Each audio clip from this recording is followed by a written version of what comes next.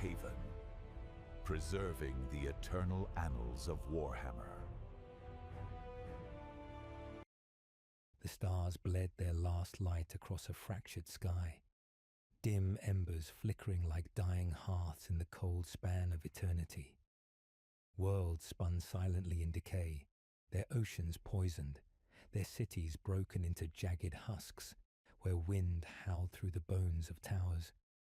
The galaxy was old, worn thin by unending wars of petty kings and forgotten empires. It seemed that everything had already ended, and yet from the ashes of ruin something stirred, an ambition vast enough to bind stars and men into one design. We love you, truly and wholly, and your presence here matters.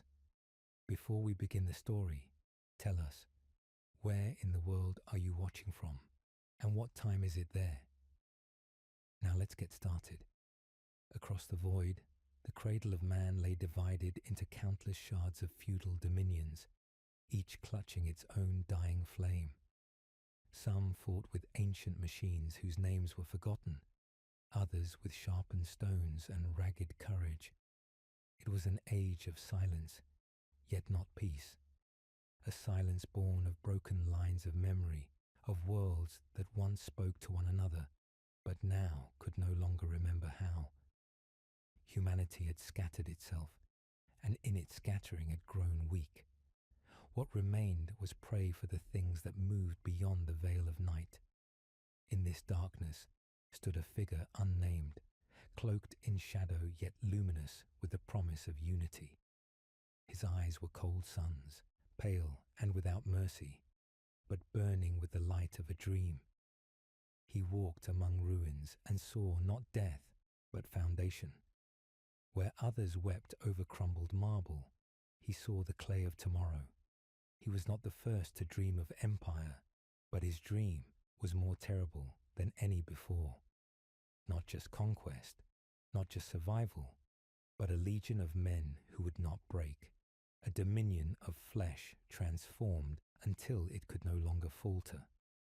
Yet even as he dreamed, the whisper of doubt pressed at the edges of his mind. Immortality, was it triumph or curse? What would be gained if man endured eternally, yet lost the humanity that defined him? He felt the weight of that question settle upon his shoulders like an invisible crown. To dream of everlasting empire was to deny the quiet truth of endings, and to deny endings was to rebel against the very stars, which were born only to die.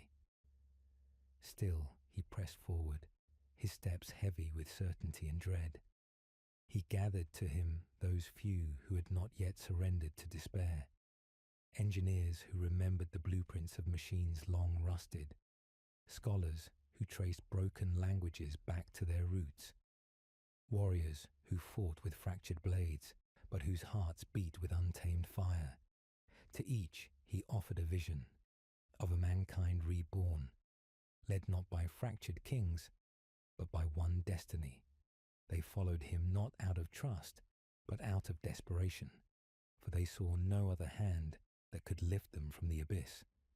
In their eyes he was saviour and tyrant both, but to themselves they whispered that salvation was worth the risk of chains. As the first fires of his ambition were kindled, omens began to follow him. On one world, 3 suns dimmed as he raised his banner, vanishing into a twilight that lasted for years. On another, rivers turned crimson as the soil itself seemed to bleed when his voice commanded its people. Priests called him cursed, poets called him prophecy, but the people followed, for hunger and fear are greater chains than faith.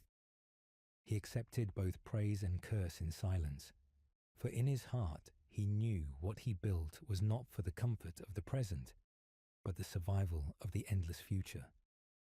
Yet within him the conflict deepened. At night, in the stillness between battles, he would dream of faces. Faces of those yet unborn, soldiers clad in iron, their eyes hollow, their hands drenched in the blood of brothers. They called him Father, yet their voices trembled with hatred as much as devotion. He would wake from these dreams with his hands trembling, whispering to himself that it was only the cost of vision. Still, in the quiet corridors of his thoughts, he feared that what he forged would devour him.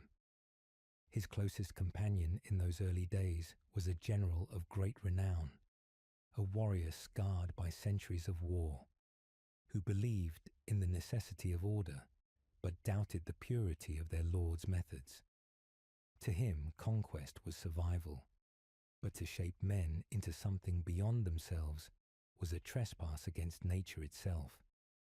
The general did not yet speak his doubts aloud, but they weighed heavy in his silence, and in that silence the seeds of eventual betrayal were sown.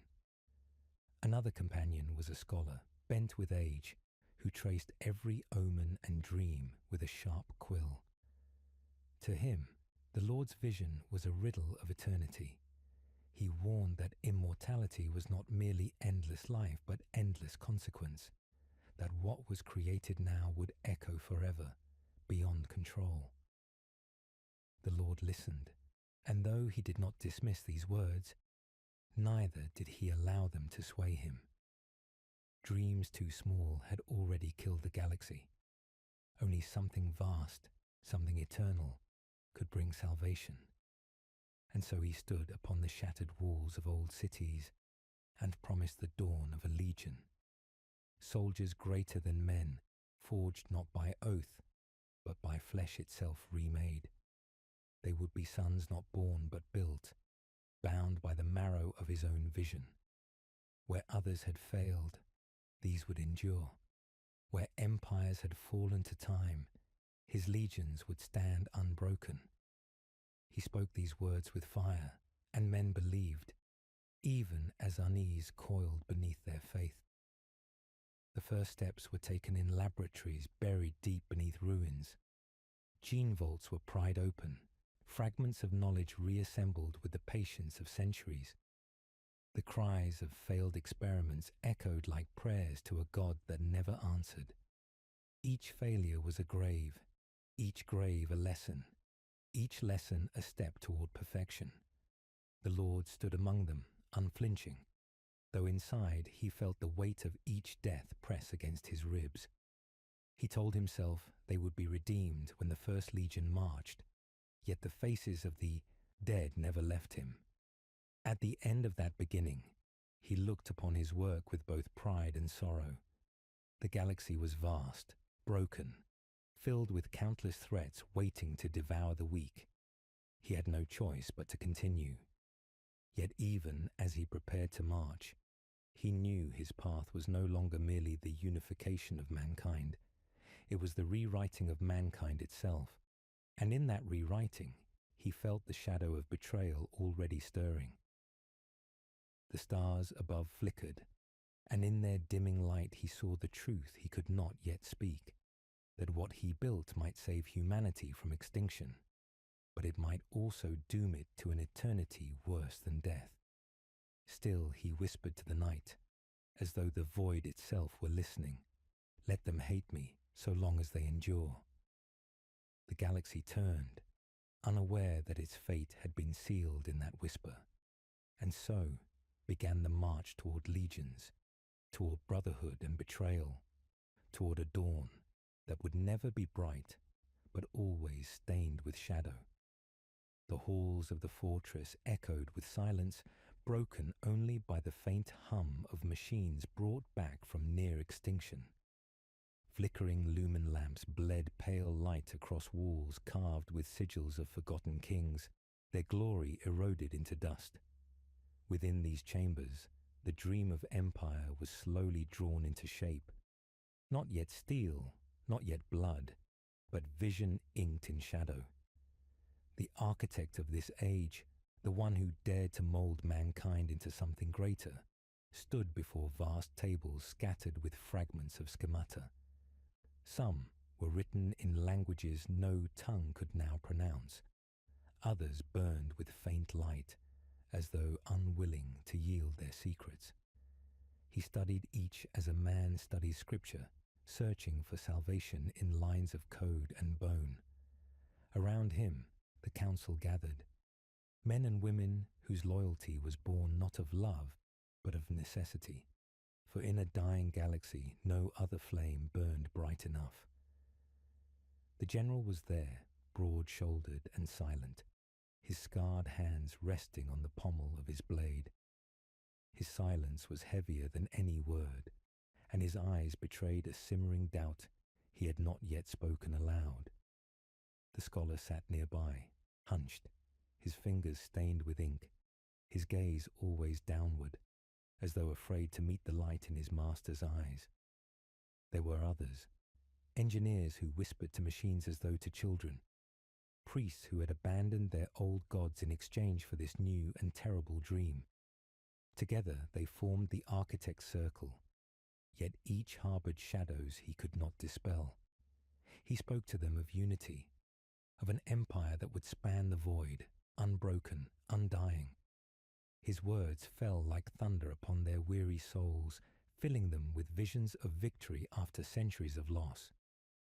Yet beneath his voice lay another note, softer, colder, a recognition that what he proposed would demand the sacrifice of more than blood. Humanity, as it was, could not endure. To endure, it would have to be changed. The general's voice broke the silence when all others had bowed their heads in assent. You speak of forging men into something else. Soldiers without choice, warriors bound not by oath but by flesh. Do you not fear what you would unmake in the making? His tone was steady, but within it lay the weight of conscience, a conscience that war had not yet killed. The architect turned to him, his gaze unflinching. Do you fear victory, old friend? Or do you fear that victory will cost more than you are willing to pay?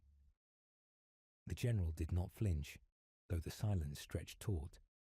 I fear that in striving to save mankind, you will strip it of what makes it worth saving.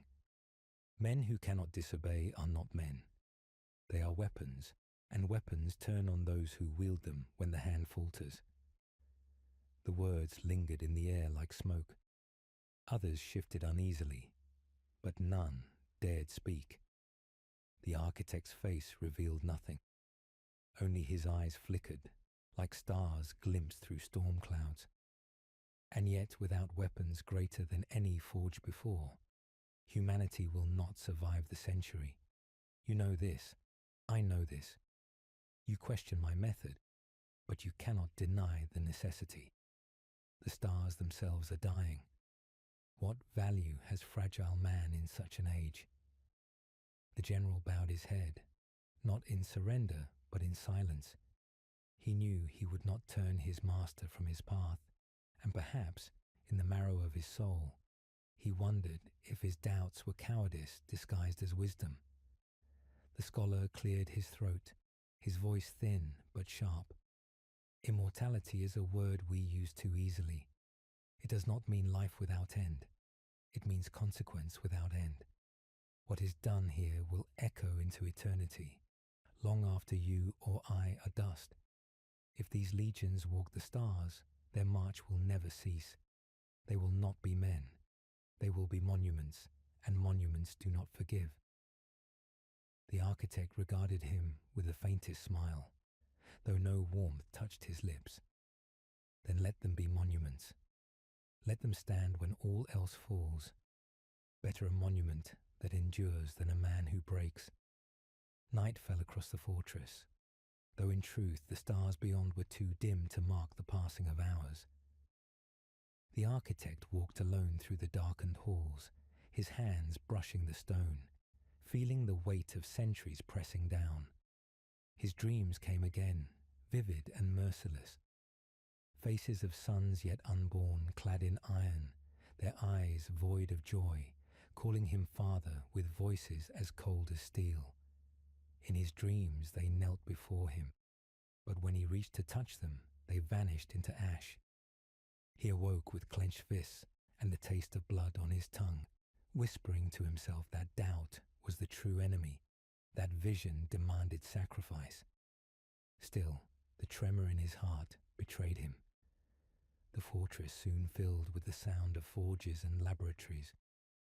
Gene vaults were pried open, each fragment of knowledge pieced together with desperate reverence. The first trials began. Men volunteered, some out of faith, others out of hunger for glory, still others because no future remained for them in a world already broken. They were promised transformation, strength beyond mortal measure. Few returned whole. Their bodies rejected the changes, or their minds shattered beneath the weight of new flesh. The halls rang with screams, and the stench of failure lingered. The architect watched each trial without flinching. His eyes saw not the agony but the path through it. Yet at night, when no one could see, he stood before the dead and whispered apologies they would never hear. He told himself these were necessary sacrifices, but in truth, he feared each death carved away a part of his own soul. The general confronted him once more after a particularly brutal night. You speak of unity, yet you build it on corpses. How many graves will it take before you admit the cost outweighs the dream? The architect's reply was cold as the void. As many as it takes to ensure mankind survives. Would you prefer the graves of billions when the galaxy devours us whole? These are few compared to the tide that waits beyond. The general turned away, his jaw tight, and for the first time did not answer. The silence between them grew heavier than any blade. Meanwhile, whispers spread among the workers and lesser officers. Some called the architect savior, others tyrant. The priests who had abandoned their gods began to build new rites in his name. Though he forbade them, his voice sharp as a whip. He would not be worshipped, yet he could not stop the shape of worship from forming in the shadows. The scholar continued to write, recording not only the victories, but the failures, the doubts, the dreams. He feared his master would never read his words, but he wrote them nonetheless, as though to remind the future that there had been warnings. Each page was a mirror held up to ambition, a mirror the architect refused to look into. And so the days turned into seasons, the fortress alive with toil and pain, the dream inching closer with each experiment. The architect stood above it all, a figure carved from stone, yet within his chest the storm raged ever fiercer. He could not deny the necessity of his path, yet neither could he silence the fear that in shaping legions, he was unmaking humanity itself. Beneath the fractured sky, the dream of empire grew roots. Its branches reached outward into darkness, but its roots twisted deep into blood. The architect stared into that darkness and whispered once more, not to his followers, not to his companions, but to the stars themselves. If they endure, let them curse my name. If they fall, let them curse me more. The forges burned without pause, their flames licking the stone vaults of the fortress until soot clung like funeral ash across every wall. Sparks hissed into the air, each one a fleeting star that died before it touched the ground. Men entered these chambers as volunteers, dreamers, or condemned souls. They left either as corpses carried under sheets of iron-grey cloth, or as something that no longer belonged to the species they once had been. This was the crucible of flesh, where the dream of legions was hammered into bone and marrow, and where failure sang louder than success. The architect walked among them as an unyielding sentinel. His cloak dragged across the stone floors, gathering soot and blood alike, but he did not falter. His voice was calm when he spoke to the surgeons, calm when he gave orders to the gene-smiths, calm even as screams rattled through the corridors like prayers torn apart by agony. To those who watched him, he seemed a man of iron resolve. But within, the storm raged. Each cry clawed at the walls of his chest. Each silence after a failed trial was a grave added to his conscience. Yet he endured, for endurance was all that separated vision from madness. The first subjects were broken by the changes. Their bodies swelled, cracked, and collapsed, unable to hold the seed planted within them. Some lived long enough to look upon their Maker with eyes filled with despair, as though begging him to admit he had erred. He met those eyes and whispered only, "Forgive me. You are the foundation." Then he turned away as the surgeons ended their suffering with blades sharpened to mercy. Still, progress emerged, hidden like veins of gold within stone. A handful survived the transformation. They rose from the tables altered, taller, stronger, their veins thrumming with power unknown to mortals. Their eyes burned with an intensity not born of man, and when they drew breath, it was as though the air bent to their will. The engineers called them miracles, the priests called them omens, but the architects saw only tools. These were the beginnings of his legions, though still imperfect, still raw as unshaped iron. Among them was one who drew the architect's gaze more than the others. He was known as Kalin before the change, a man of quiet voice and steady hand, a soldier who had fought countless battles for causes already forgotten. When he rose from the operating vault, his frame towering and his eyes luminous with unnatural light, he did not roar or weep as others had. He merely stood in silence, his expression unreadable, as though the transformation had stripped not only his weakness, but his soul. The architect studied him for a long moment and felt both pride and unease. In Kalin's stillness, he glimpsed the shape of what the legions would become. Obedience without question, strength without joy. The general, ever watchful, voiced his concern that night. He found his master in the observatory, staring at the fractured sky through glass veined with cracks. "They no longer look like men," the general said, his voice low, almost reverent. "They are shadows of your will, but shadows cannot love, cannot choose. You call them sons. Do you not see they are only echoes?" The architect did not turn. Echoes endure longer than voices.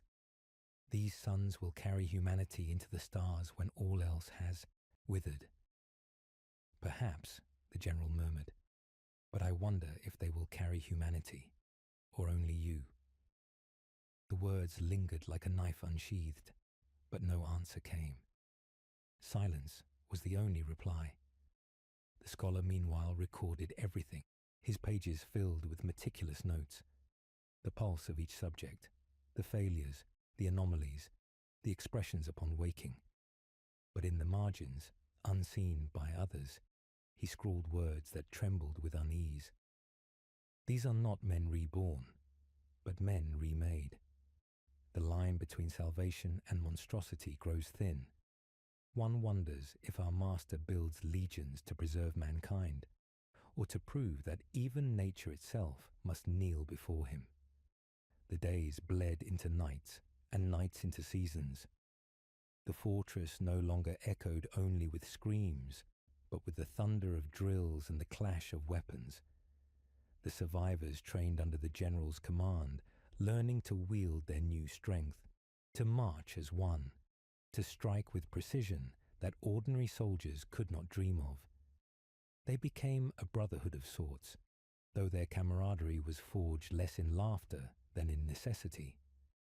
Kalin moved among them as a silent anchor, neither leader nor follower, simply present, his silence commanding a respect words could not.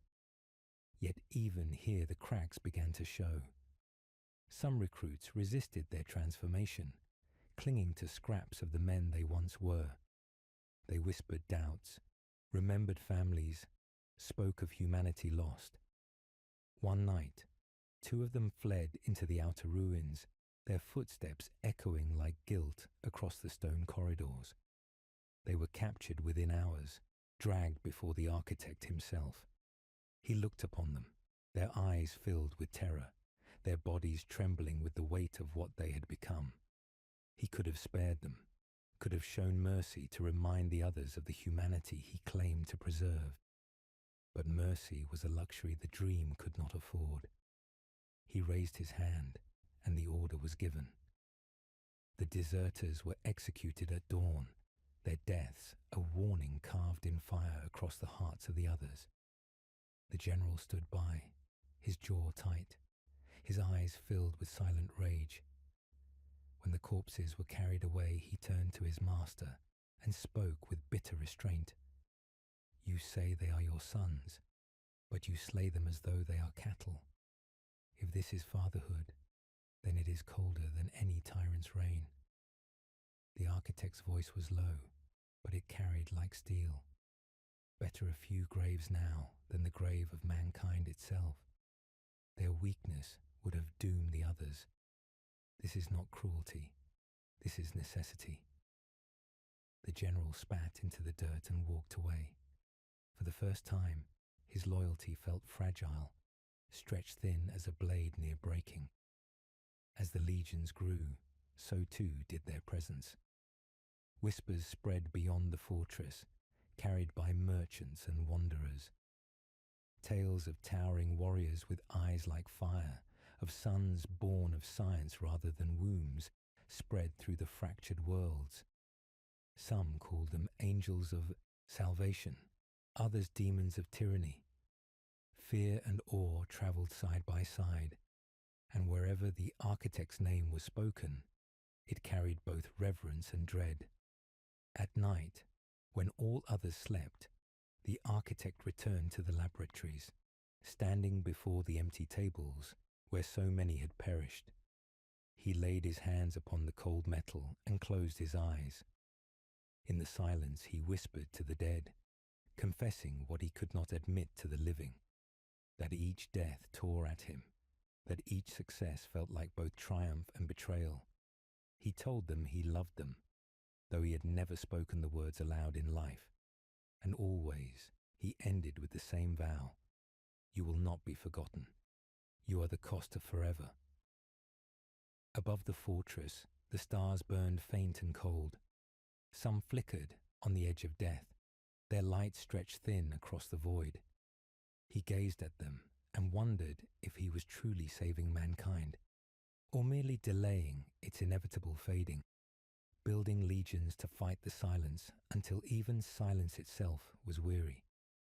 But he turned from the thought, for to admit it was to embrace despair, and despair was the one enemy he could never permit to win. And so the fires burned on, the forges roared, and the first legion stood trembling between man and something more.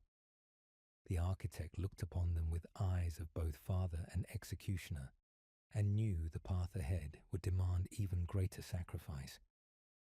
The fortress had become a cathedral of silence, its stone halls filled not with prayer, but with the rhythm of boots striking in unison. The first proto-legion moved as one, their bodies honed into weapons, their eyes aglow with unnatural light. Yet in their movements there lingered an unease, a fracture that no training could conceal. They were not men, not yet gods, but something caught in the narrow gulf between. The architect watched them from a high balcony, his face lit by the glow of the torches below. To him they were promise made flesh, yet also prophecy of sorrow. In the training halls, the clang of steel rang ceaselessly. Kalen stood at the center, blade in hand, his silence commanding more than shouts ever could. Others obeyed his gestures instinctively, as though he were a compass set into their blood, but not all followed with equal fervor.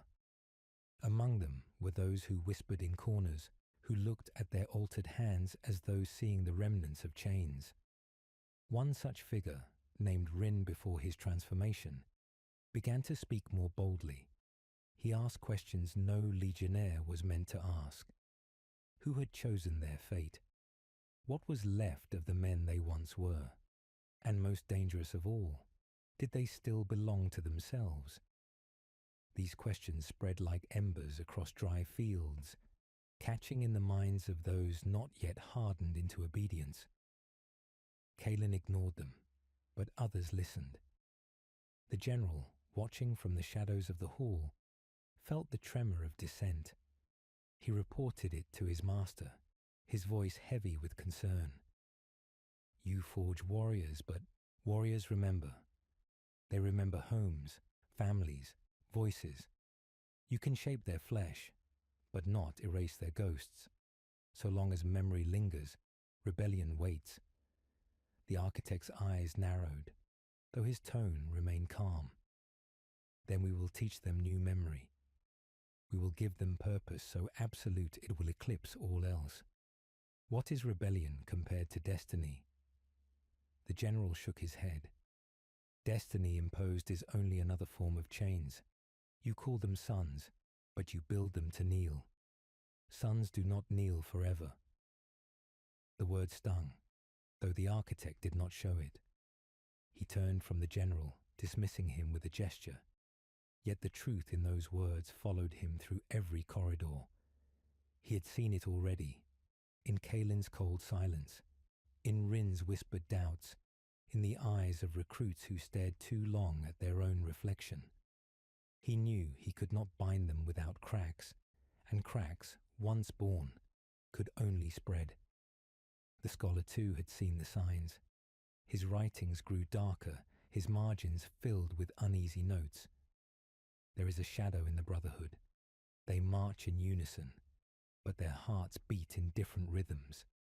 Some are sons, others slaves, and the difference is enough to tear a legion in half. The architect believes obedience will heal this fracture. I fear it will sharpen it into a blade pointed at his own heart. It was during the first oath swearing that the tension became impossible to ignore. The legion stood assembled, their armor gleaming with the sheen of oil and steel, their blades raised to catch the torchlight.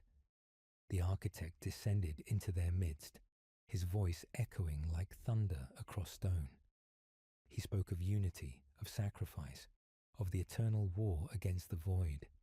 He told them they were his blood, his legacy, the fire that would never die.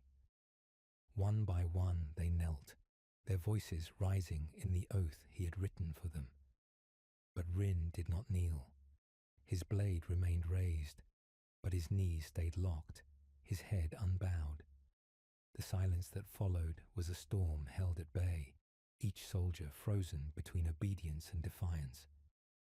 The architect looked upon him, his face unreadable. "Why do you hesitate?" he asked, his voice soft but heavy. Rin's answer carried across the hall like a broken bell. "Because I am still a man. I swore oaths before, to kings and lords who are now bones. I swore to fight, and I did, but I never swore to surrender who I am. If we are to be your sons, let us stand. Do not make us kneel."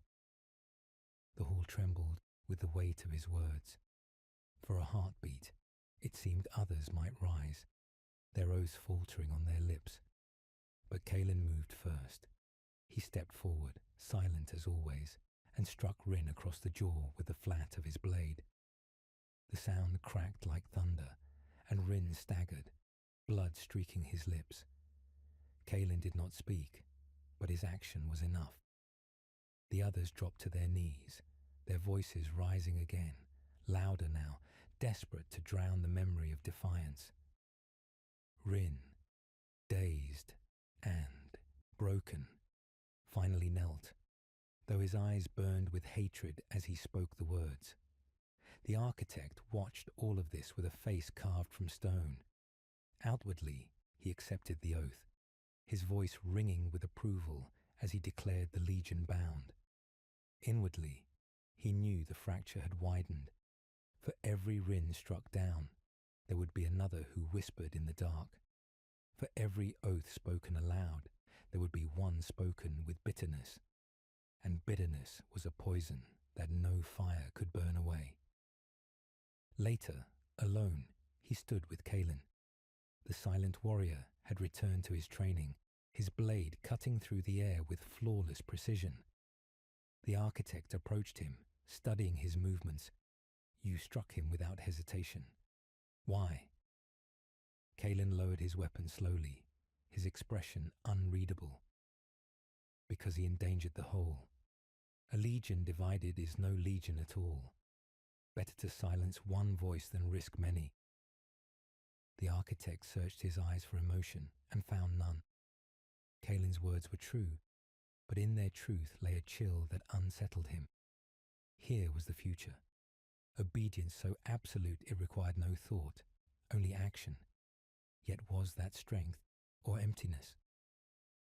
That night, the general came again, his patience worn thin. You saw it yourself. They do not all believe. Strike them down, and you will drown in their blood. Indulge them, and you will drown in rebellion. You cannot command loyalty into existence. It must be earned. The architect's reply was heavy with exhaustion. Do you not see? Loyalty is fragile. Destiny is not. I do not need them to believe. I need them to obey. Belief will come in time, or it will not. It matters little, so long as the march does not falter. The general's silence was long and sharp, and if the march itself is the chain that breaks them. The architect turned away, unwilling to answer, for he knew the question cut too deep. As days turned to weeks, the legion drilled harder, their oaths repeated until they became second nature, until even those who doubted found their doubts buried beneath repetition. Yet in the quiet corners of the barracks, whispers remained. Whispers of choice, of freedom, of the man named Rin who had dared to stand. Kalin's strike had silenced his body, but his words lived on, echoing faintly through the cracks in the brotherhood. The architect walked among them and pretended not to hear. But in his heart, he knew.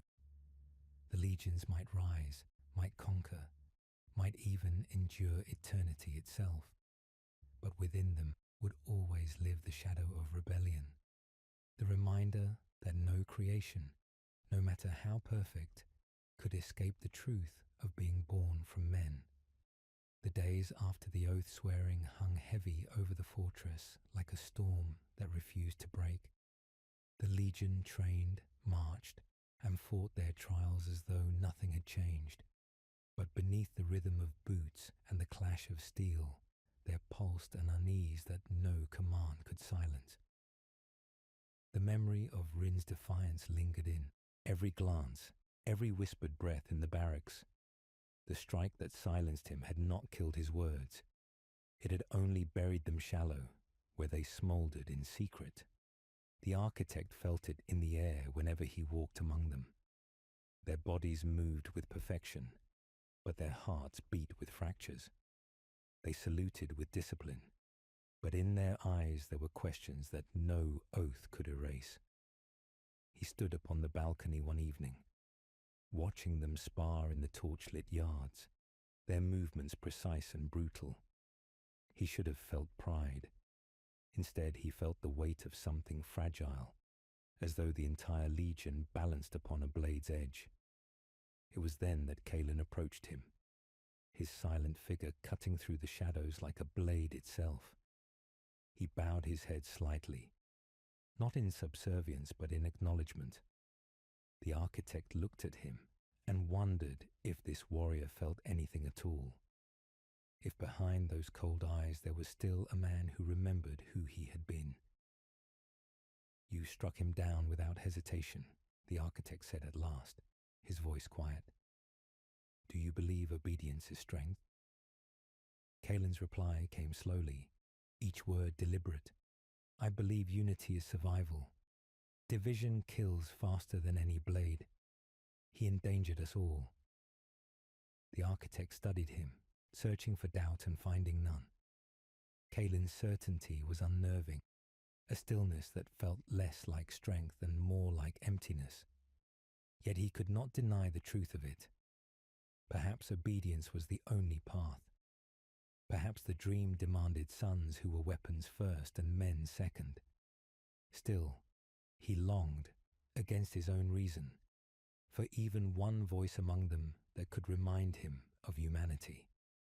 That voice came sooner than he expected. A week after the oath, another incident fractured the stillness. During a night march through the barren wastes beyond the fortress walls, one legionnaire faltered. His name had been Darren before the change, a farmer's son who had offered himself when his world starved. He collapsed to his knees, his body racked by tremors, as the implants within him warred against the remnants of his old flesh. The others halted, their formation broken. The captain barked for him to rise, but Darren did not move. He wept, his massive frame shaking, his voice ragged with grief. "I hear them," he whispered, clutching his head. "The voices, my brothers, my father, they call to me. They tell me I am not theirs anymore. I am lost. I am lost." The march froze in silence, the desert wind carrying his words across the line.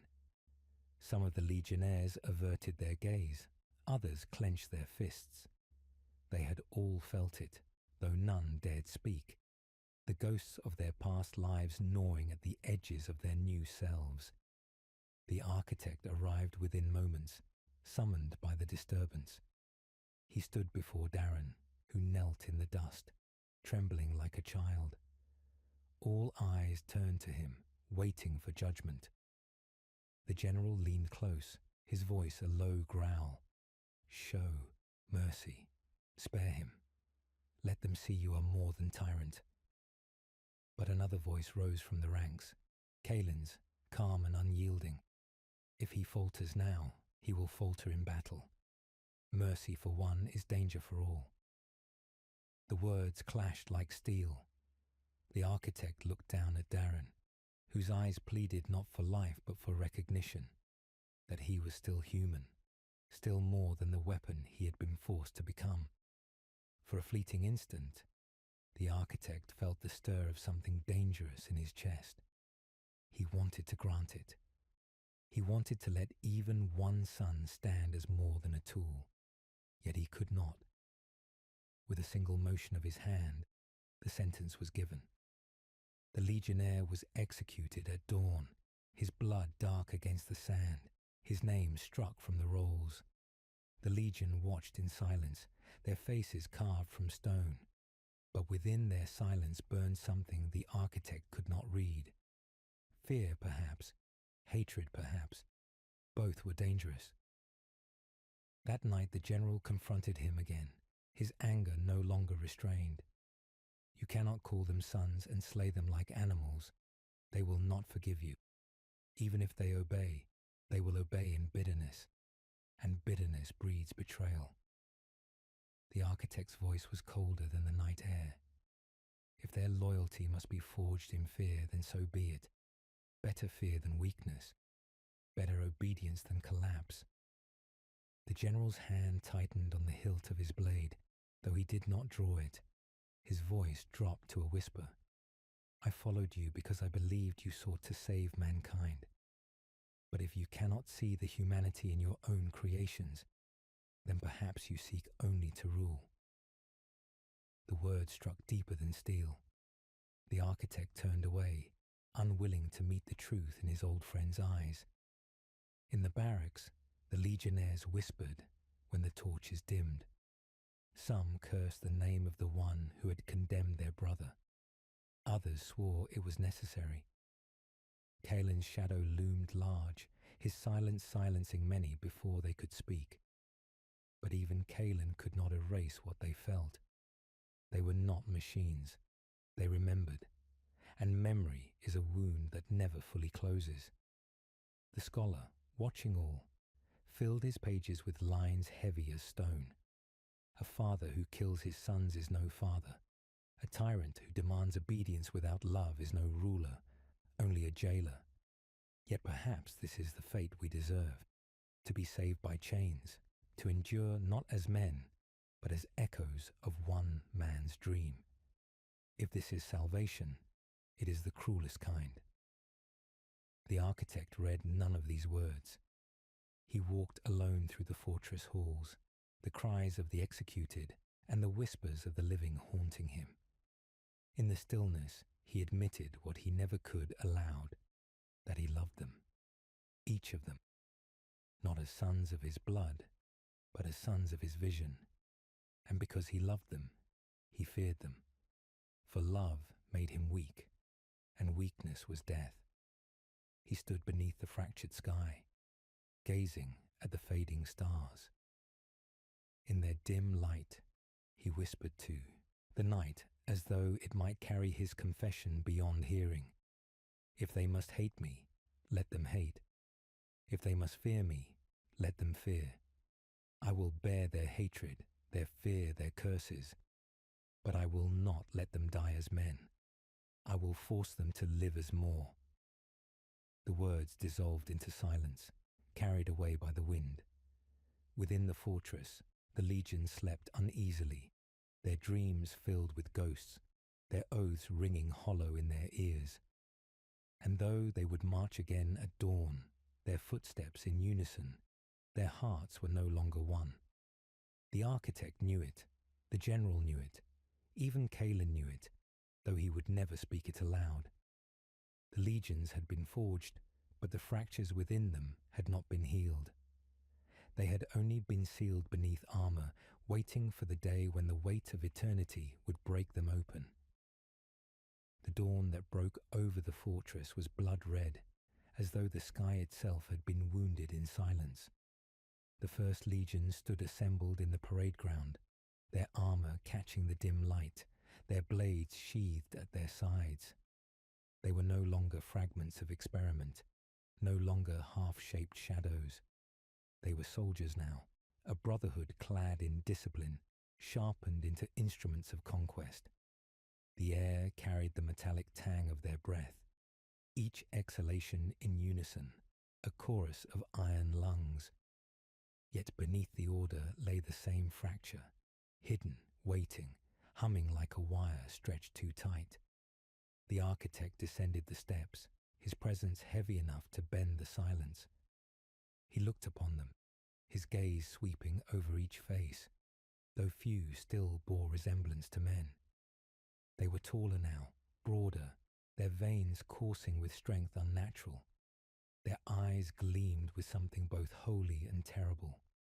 To the people of the broken worlds, they would appear as angels or monsters. To him, they were both.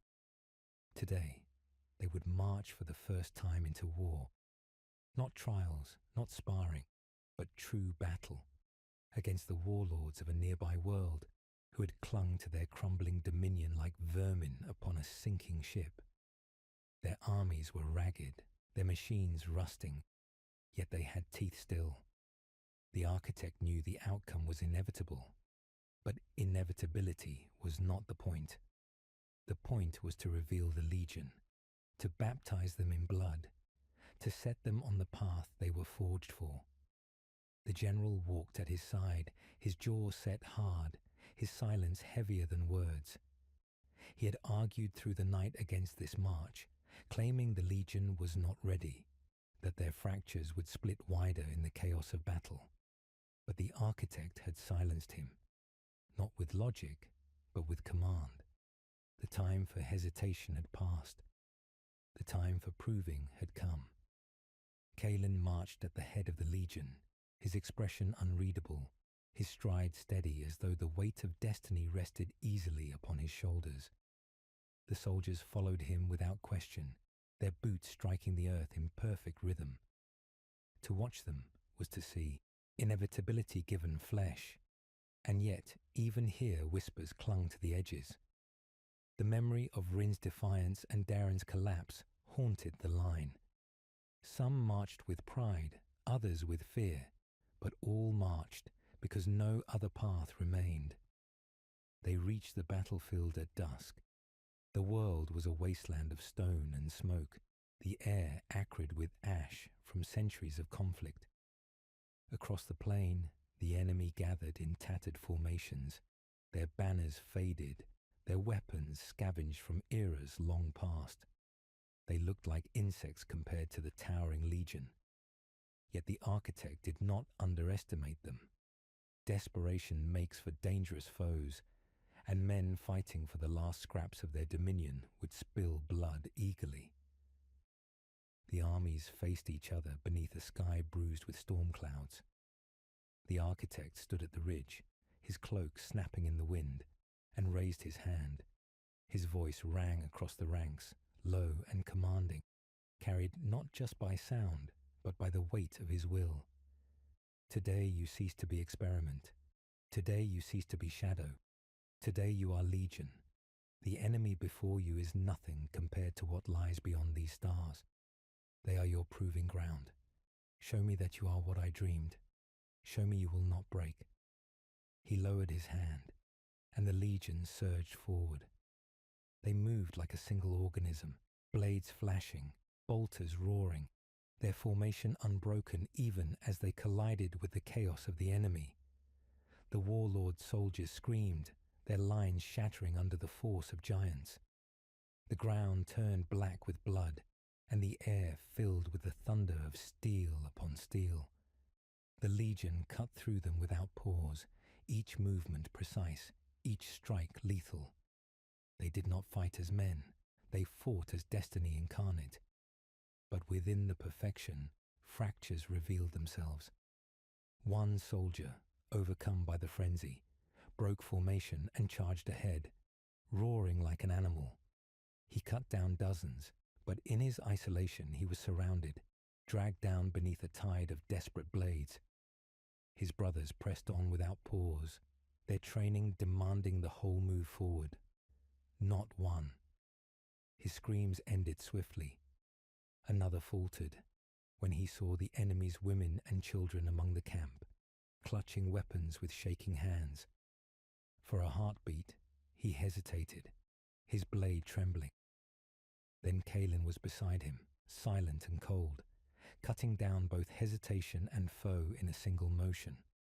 The legionnaire followed after, but his eyes lingered too long on the blood-streaked ground. The architect watched from the ridge, his heart torn between triumph and unease. The legion was victorious, yes, but victory was not without cost. Not the cost of lives, for few of his creations fell, but the cost of their souls. Each strike carved away what remnants of humanity clung to them. Each death etched another scar into their fragile brotherhood. By nightfall, the field was silent. The enemy lay broken, their banners trampled into the mud, their warlord slain. The legion stood victorious, their armor smeared with crimson, their blades dripping with proof of their power. They raised their weapons in unison, a chorus of iron against the night sky. To those who saw them, they were gods of war. To the architect, they were something far more fragile. When they returned to the fortress, celebrations erupted among those who had doubted. The priests sang, the engineers wept with joy, the people bowed in awe. But in the barracks, the legion did not celebrate. They sat in silence, cleaning their weapons, staring at the ground as though something unseen clung to their hands. They had won, but they had not forgotten the faces of those they had slain, nor the cries of those who had begged for mercy. Their obedience was intact, but their hearts carried ghosts. The general confronted his master that night, his voice sharp with restrained fury. You saw it. They fought well, but they are not unbroken. You build them into weapons, but weapons can shatter. Some hesitated, some disobeyed. You cannot forge loyalty with fear alone. They need more than your command. They need your faith. The architect turned from him, his voice like iron. Faith is weakness. Faith bends and breaks. Obedience does not. They will learn to silence doubt. In time, they will be more than men, and more than ghosts. The general's hand trembled upon his sword hilt. And if in silencing doubt, they silence themselves, if they become hollow shells, fighting only because you command it? What then remains of the dream? The architect did not answer. He walked into the darkness, leaving the question to hang like smoke in the air. Alone, he returned to the battlefield in his mind. He saw again the faces of the fallen, the hesitation in his soldiers' eyes, the cold precision of Kaelin's blade. He wondered if he had built sons, or graves that still walked. He whispered to the silence, as he always did, words no one else could hear. Let them curse me if they must. Let them hate me, but let them endure. That is all I ask. Above the fortress, the blood-red dawn returned, as though the sky itself had chosen never to heal. Storm clouds gathered over the fortress like bruises swelling across the sky, their thunder rolling low and restless. The First Legion drilled beneath the darkened heavens, their blades rising and falling in unison, their armor glistening with the sweat of effort and the patina of battle. Yet their movements, flawless in rhythm, carried something more now, a weight that pressed into every strike, as though unseen hands clutched at their arms.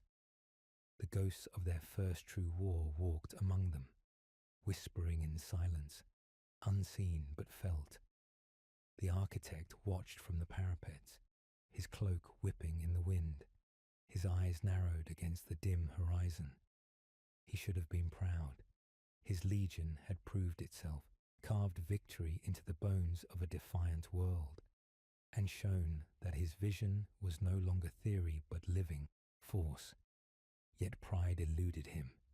Instead, he felt the gnaw of unease, as though triumph itself had been built on sand. He saw hesitation where others saw perfection. He heard silence where others heard obedience. He knew the fracture was widening, even as the fortress resounded with praise. That night, the general entered his chambers unbidden, rain dripping from his cloak, his jaw set hard. "You call them weapons," he said without preamble. "But weapons crack. You saw it yourself. One broke formation, another hesitated at slaughter.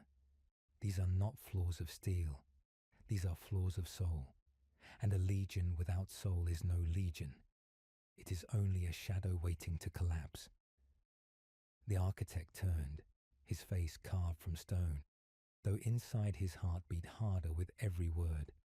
They will learn. Doubt is a wound that heals with fire. Each battle will burn away what remains of weakness. In time, they will not hesitate. In time, they will not question. The general stepped closer, his voice low, urgent.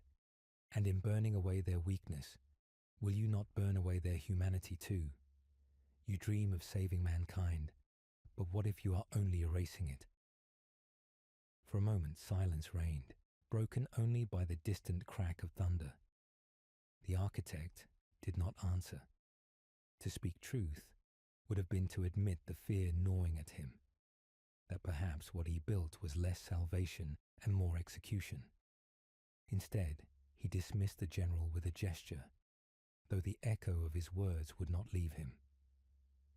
As the days passed, storms raged across the plains. The fortress became a crucible of both steel and spirit. The legion drilled harder, fought mock battles under the crack of thunder, their discipline iron-bound. Kaelin remained their center, silent as ever, his presence both anchor and blade. Yet even Kaelin's stillness did not erase the whispers that crept through the barracks at night. Whispers of brothers who had fallen, whispers of ghosts that clung to them like shadows, whispers of whether they were men at all, or only remnants wearing flesh that no longer belonged to them. It was during one such night that the fracture widened. A small band of legionnaires, weary of silence, spoke too loudly of their doubts. They questioned the oath, questioned the endless march, questioned the master who called himself father, but dealt death as swiftly as command. One among them suggested leaving, abandoning the fortress, seeking what fragments of life they could reclaim beyond the walls. The words spread like sparks. Most dismissed them, too fearful, too bound by discipline. But a handful listened with hunger, their memories of families and homes still alive within them. The suggestion was not yet treason, but it was enough to sow unrest. Kalen discovered them. He stood in the shadows of the barracks, his gaze fixed upon the murmuring soldiers, until silence swallowed their whispers. He did not speak. He simply walked forward, his presence enough to crush dissent. The men bowed their heads, ashamed, but the ember had been lit. It would smoulder still. The scholar wrote of it, though none but his journals would ever know. Doubt spreads not like fire, but like rot. It begins in silence, unseen, until the structure itself weakens. Our master believes obedience will hold them, but obedience cracks under the weight of memory. These sons are torn between what they were and what they are told to be. The storm outside mirrors the storm within. Both will break soon. The architect felt the storm within as surely as the one beyond the walls.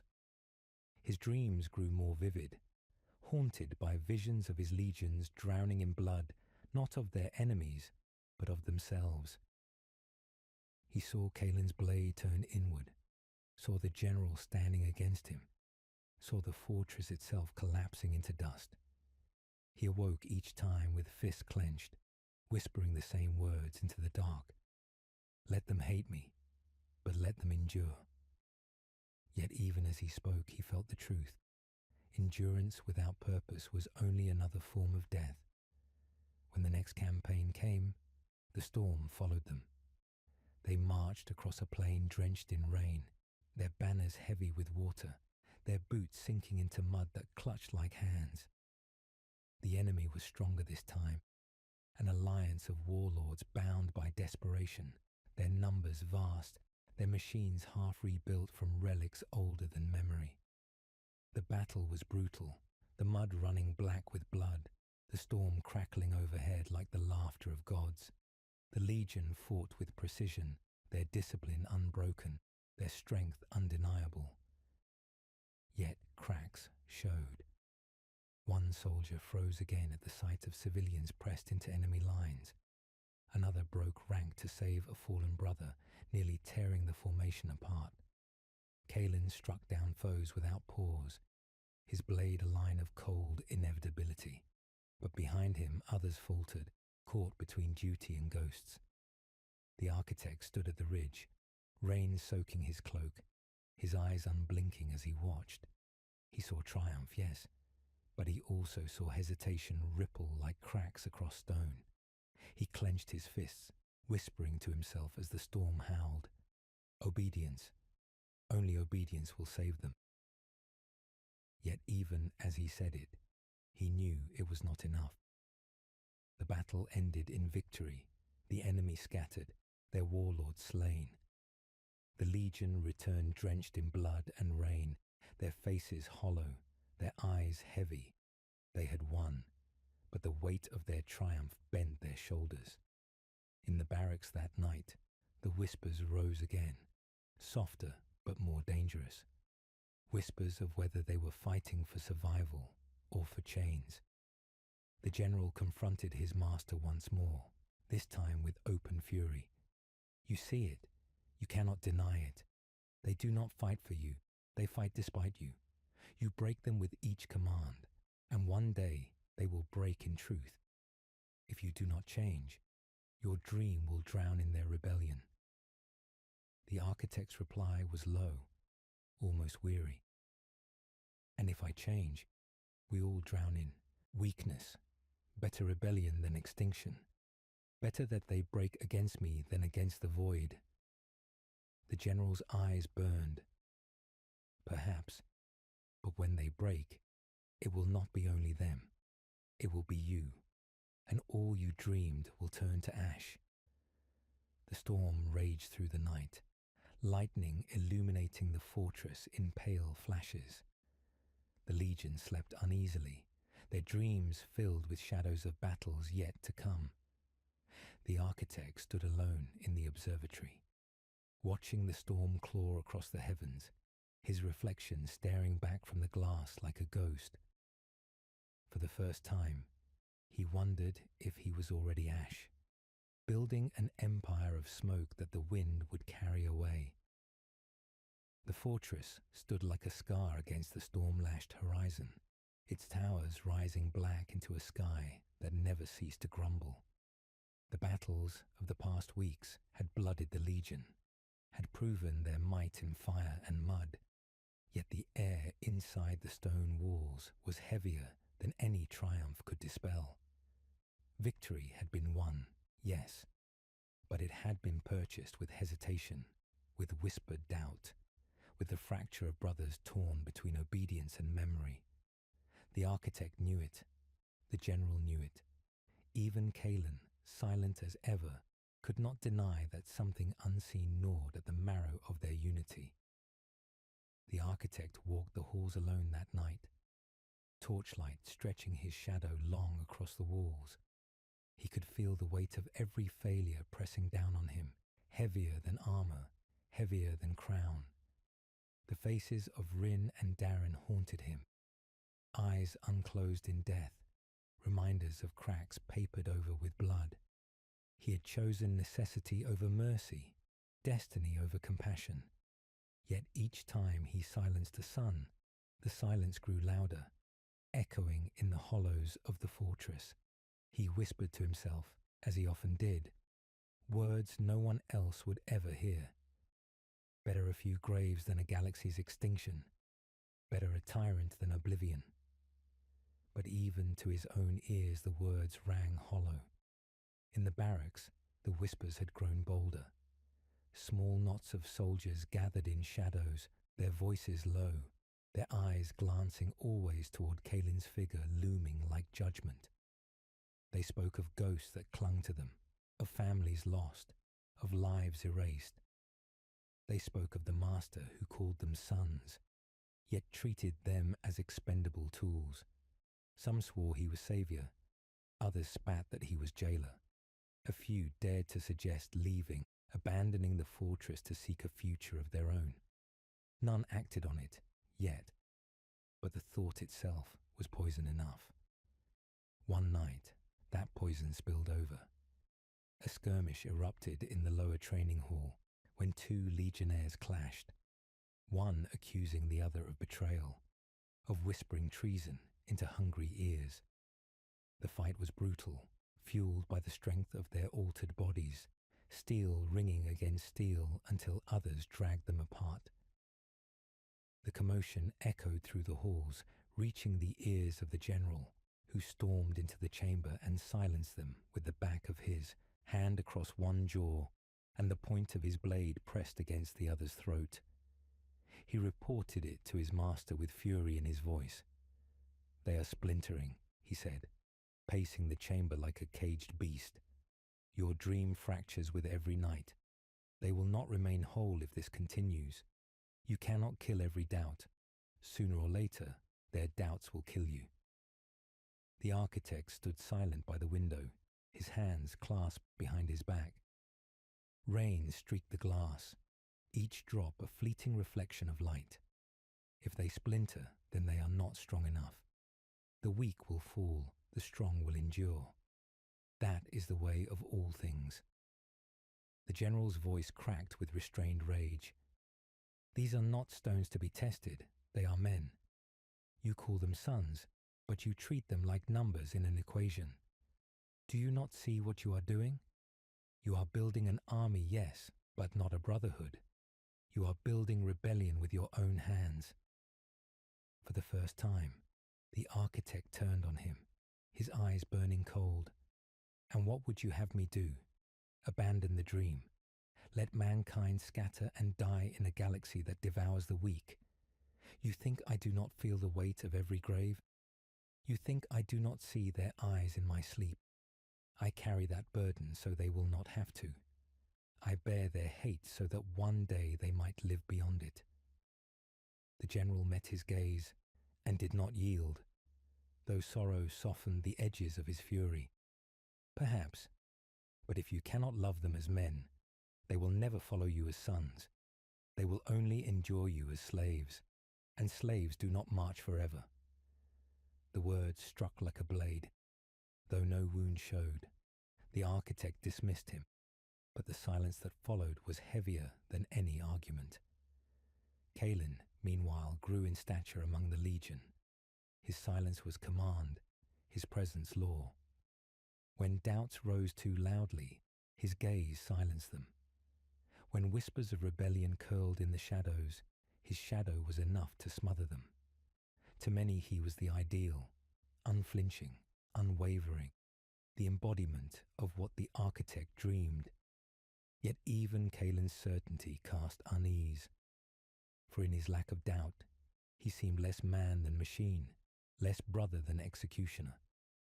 Some revered him, some feared him, a few hated him, though none dared say it aloud. The scholar recorded it all, his quill scratching furiously across pages. The general warns, the master denies, the legion fractures, Kalin rises. Each piece moves toward a conclusion none will admit. There will be blood. Whether it ends in unity or ruin, I cannot say. But I know this. The dream has grown darker than its maker intended.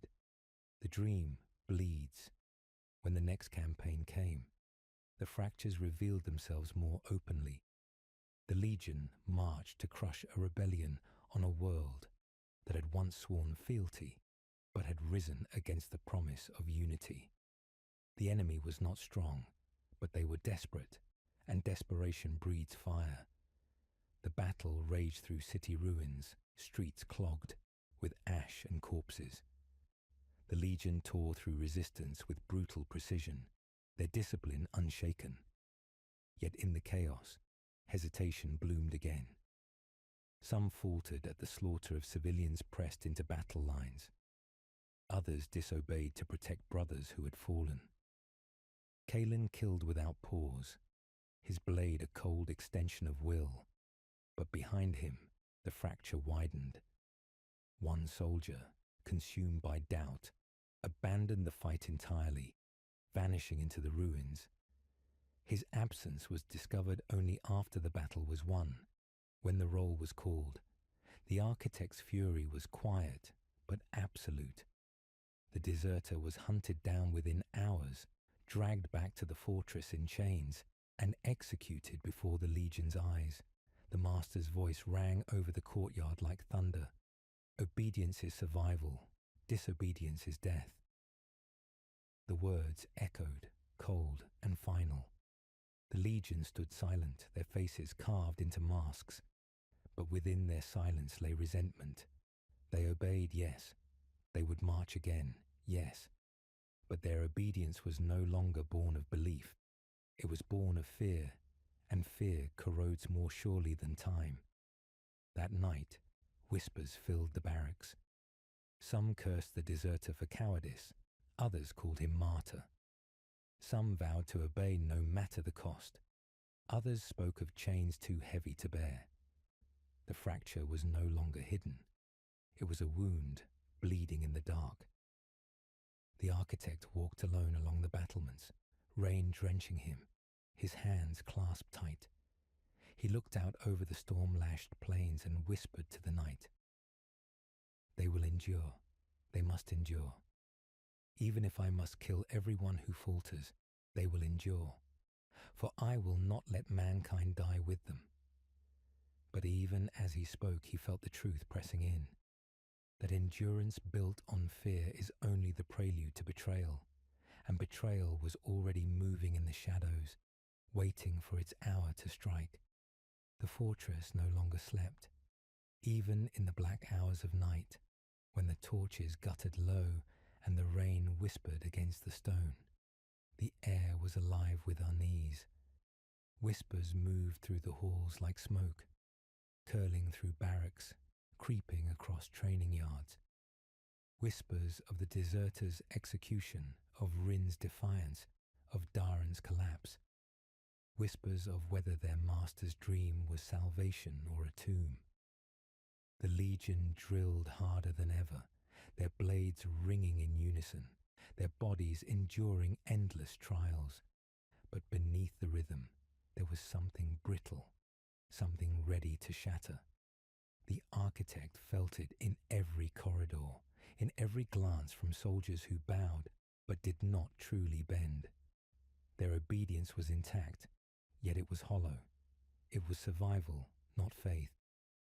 He told himself that survival was all that mattered, that belief was irrelevant so long as they marched.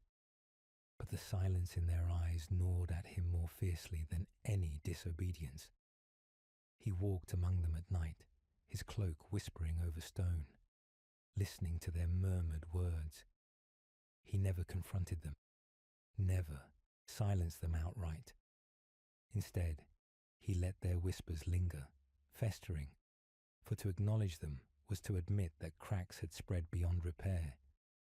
It was the scholar who saw it most clearly. His journals, hidden deep beneath his bed, grew heavier with each day. They do not dream of victory, they dream of escape. They march because they fear, not because they believe. Fear may bind for a time, but it does not endure. Already, the cracks spread, and if left unchecked, the cracks will consume the whole. The master knows this, yet he clings to his silence. Perhaps he fears that to change course is to admit he has already failed. Kalen remained the still point at the center of the storm. He drilled the legion with unyielding precision, cut down dissent with silence sharper than any blade, and carried himself with a certainty that seemed unbreakable. To many, he was the embodiment of what they were meant to be, unyielding, unquestioning, inevitable. Yet even Kalen was not immune to the ghosts. At night, when he thought none watched, he stood alone in the training hall, his blade striking endlessly against phantoms only he could see. His movements were flawless, but there was no triumph in them, only exhaustion, as if he sought to drown something deep inside him that could not be silenced.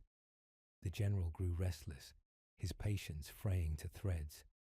He confronted the architect more often now, his voice carrying the weariness of a man who had seen too much blood poured into soil.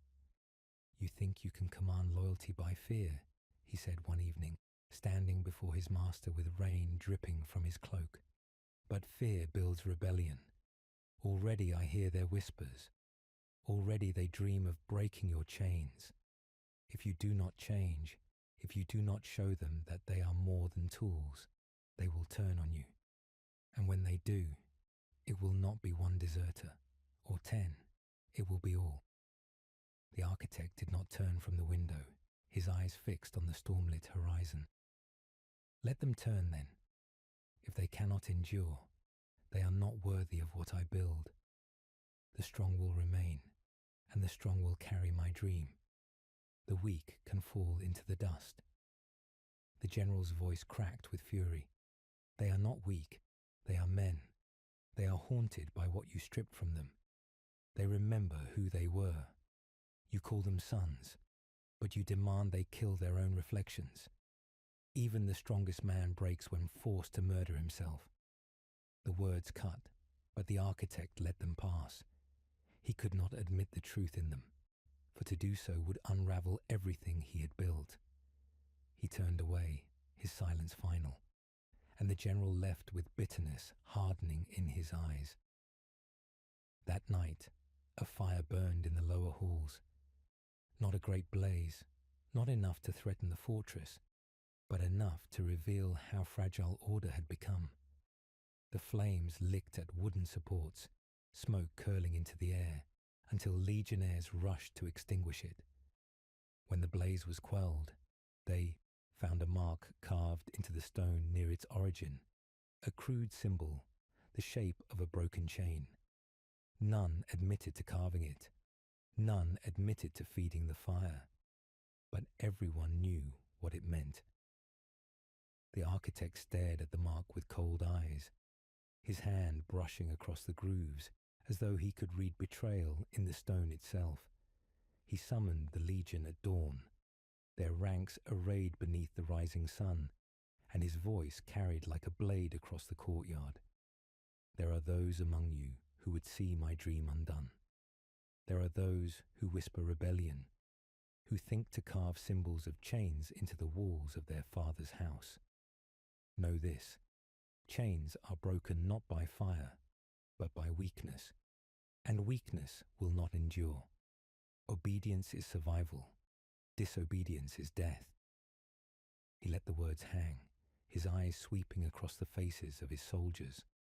He saw fear in their eyes, but also resentment. He saw silence where belief should have been. He knew he had not crushed the whispers, he had only driven them deeper. The scholar wrote that night, his quill trembling. Today he spoke of obedience again, as though it is the only pillar strong enough to bear eternity. But obedience without faith is a hollow vessel. It will crack under its own emptiness. The mark of the broken chain is not mere defiance. It is prophecy. One day the chain will break, and when it does, it will not be a symbol. It will be truth. In the barracks, the whispers grew bolder. They spoke of the deserter as martyr now, not coward. They spoke of Rin as prophet. His refusal to kneel remembered more fiercely than the blow that silenced him. They spoke of the fire, of the broken chain, of freedom that might yet be taken. Not many dared to believe it, but belief spreads faster than fire, and already it was smouldering in the hearts of more than a few. Kalen sensed it, though he never spoke of it. He trained them harder, drove them further, his silence a whip against their backs. He thought discipline would drown the whispers, but even he could not keep them from hearing the ghosts of their pasts, the voices that told them they were still men, that they still had choices. Kalen's silence was powerful, but it was not infinite. Even mountains erode when storms rage too long. The architect stood alone that night in the observatory, the stars faint and fading above the storm clouds. He closed his eyes and felt the weight of it pressing on him, the whispers, the fire, the broken chain carved into his walls. He whispered into the darkness, as he always did. Let them hate me, so long as they endure. Let them dream of rebellion, so long as they march. I will bear the burden. I will bear it until my last breath. But as the wind howled through the stone, he felt the truth he would not speak aloud. That rebellion was no longer a dream waiting to be born. It was already alive, moving unseen in the shadows of his fortress, waiting only for its hour to strike. The fortress breathed uneasily, as though the very stone knew rebellion coiled in its marrow. The mark of the broken chain had been scrubbed from the wall, the ashes of the fire swept away. But memory could not be erased so easily. The legion drilled harder than ever, their movements sharp, their voices loud when commanded to roar their oaths. Yet beneath the surface of every gesture lay hesitation, resentment, fear. The architect saw it in their eyes, the general heard it in their silences, and Kalen stood like a blade between them all, unflinching, but not enough to hold back the tide forever. The architect walked through the barracks one night, the torches guttering, shadows stretching like accusing fingers. He felt their gazes upon him even as they bowed their heads. He wondered how many still obeyed from conviction, and how many obeyed because death stood behind every doubt. His cloak whispered over stone, and he heard whispers of his own in reply, soft, dangerous murmurs that ceased the instant he neared. It was not the silence of discipline anymore. It was the silence of conspiracy. The general came to him that night, his face set in grim lines. "You are losing them," he said without preamble. "They obey, but their hearts are gone. You cannot build eternity on hollow obedience. You cannot carve a future out of corpses and silence. The architect turned, his voice cold. You think I do not know? You think I cannot feel the fracture growing? And yet what would you have me do? Loosen my grip? Give them choice? Choice is weakness. Choice is why humanity shattered in the first place. I will not repeat the mistake. They will obey, and they will endure, whether they love me or despise me. The general's eyes burned with sorrow. Then you are no father.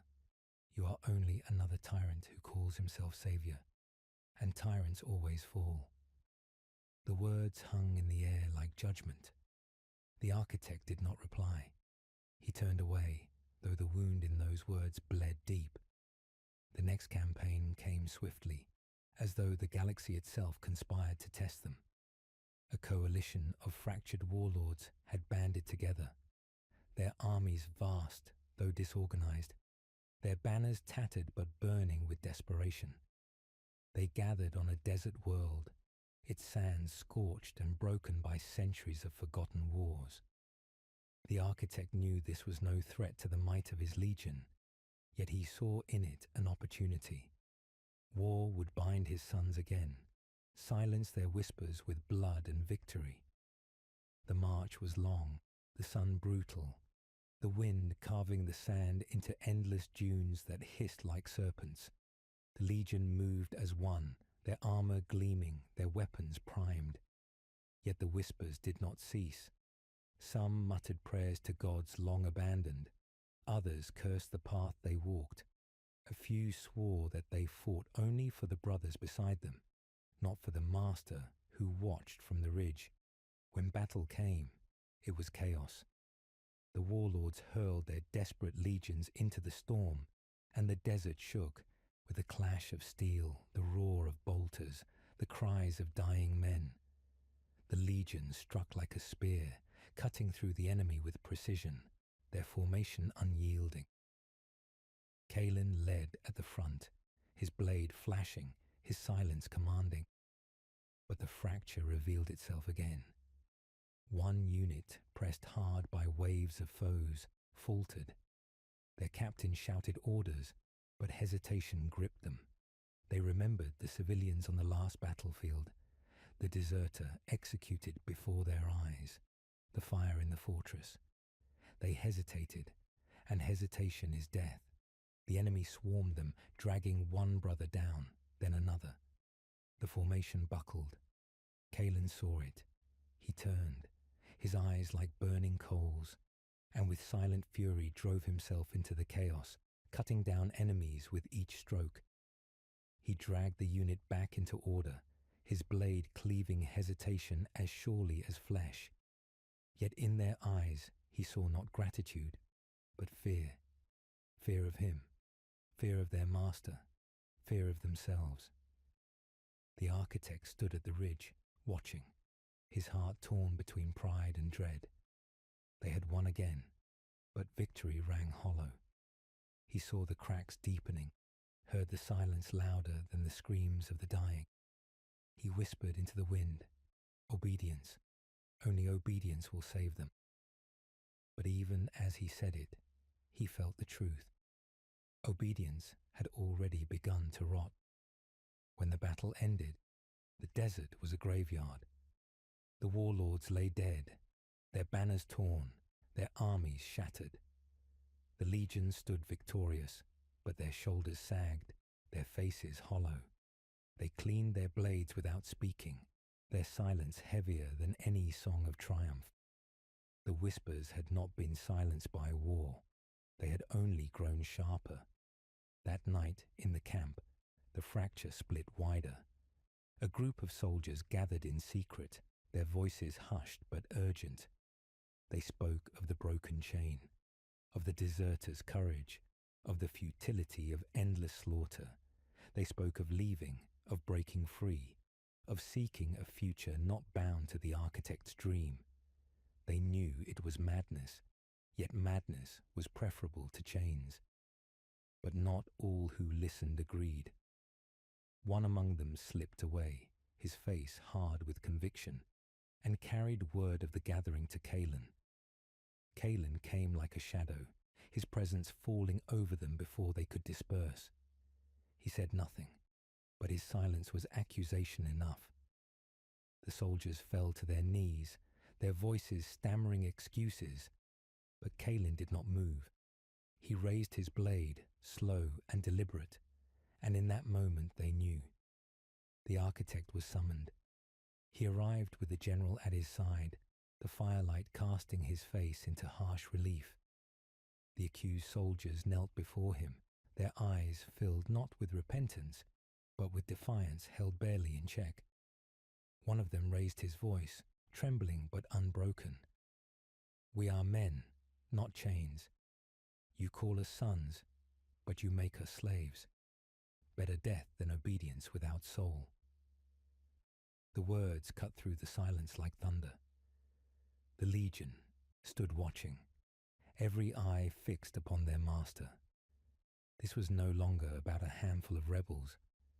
This was a question for them all. Father or tyrant, savior or jailer.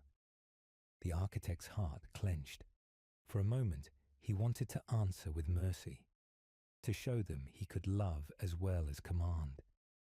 But the dream loomed larger than his heart. The dream demanded sacrifice. He raised his hand, and the order was given. The rebels were executed before the eyes of their brothers. Blood stained the sand, dark beneath the firelight. The architect's voice rang cold as stone. Obedience is survival. Disobedience is death. Remember. The legion stood silent, their faces masks, but the silence was no longer submission. It was a silence heavy with hatred, with grief, with rebellion waiting for its moment. The general turned away, unable to watch. Later, in private, he spoke with bitterness that burned like poison. "You have lost them. You may command their bodies, but you will never command their hearts again. You think you are building a future. You are only building your own ruin." The architect stood alone in the desert night, the stars dim and cold above him. He whispered to the void, his voice ragged, "Let them curse me, let them despise me. I will bear it, so long as they endure." But in his chest, he felt the truth like a wound that would not heal. Endurance built on fear cannot last forever. And somewhere in the silence of the camp, he knew betrayal was already taking root, growing stronger with every breath. The fortress no longer felt like sanctuary. Its towers rose into the storm as they always had. Its halls echoed with the rhythm of boots and steel, but the air was thick now with suspicion. The soldiers saluted when their master passed, yet their eyes lingered too long, unreadable behind the masks they wore. The silence that had once been discipline was now something else, something heavier. The architect could feel it pressing against his skin whenever he walked among them. He told himself it was nothing, that fear was natural, that whispers would burn away with time.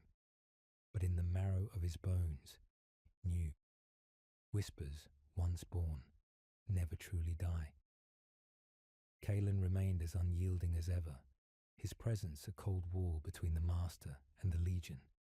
He enforced order without words, his silence crushing doubts before they could rise. Many obeyed him instinctively, as if he were the very embodiment of obedience itself. Yet even Kaelin's shadow could not erase the fracture. Some began to see him not as brother, not even as leader, but as executioner, an instrument of their master's will, rather than one of their own. To follow him was survival. To stand against him was death. The general grew more restless by the day.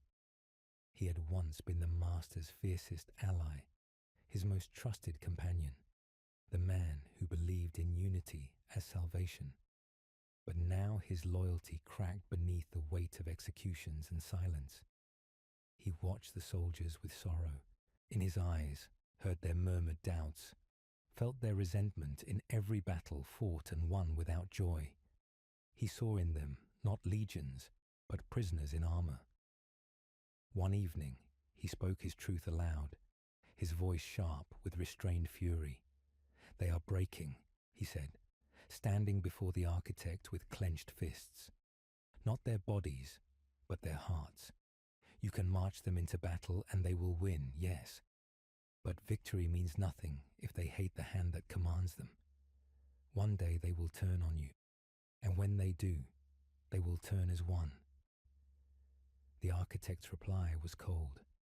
"Then let them. Better they turn on me than on the galaxy I build for them. I will bear their hate if it means they endure." The general's jaw tightened, but he said no more. He knew that nothing he spoke could change his master's mind. Yet his silence was not surrender. It was the silence of a blade waiting for its moment. The scholar, ever watchful, continued to record the unravelling. His journal grew heavy with pages inked in trembling lines. The master believes himself eternal, believes his dream cannot crack, but the fracture widens with each day. Already there are rumours that one of his closest confidants has begun to plot against him. Whether this is true or not, the rumour itself is seed enough. The Legion is a garden of shadows now, and shadows thrive when the sun refuses to see. The rumour reached the architect soon after. One of his inner circle, a voice he had trusted since the beginning, was said to be conspiring. It was whispered in the barracks, murmured in the training yards, carried in fearful tones from soldier to soldier. No name was spoken openly, but suspicion coiled like smoke, touching every corner of the fortress. The architect summoned his council, his eyes burning as he studied them. The general stood silent, his gaze heavy. The scholar avoided his eyes. The engineers shifted uneasily. Kalen alone met his gaze without flinching. "Among us," the architect said, his voice like steel, "there is a traitor." The words fell like thunder. No one spoke. The silence stretched, suffocating. The architect's hand clenched. "I will find them. And when I do, their death will be a warning carved into eternity."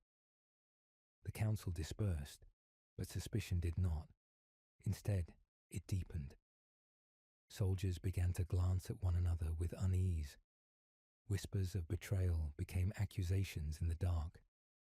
Brothers who had fought side by side for years now eyed each other like strangers. The fortress was not united. It was poisoned, its own heart turning inward. Then came the revelation.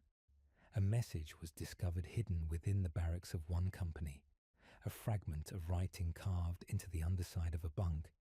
It spoke of freedom, of rising against chains, of breaking the dream before it drowned them all. The handwriting was identified. The name was revealed.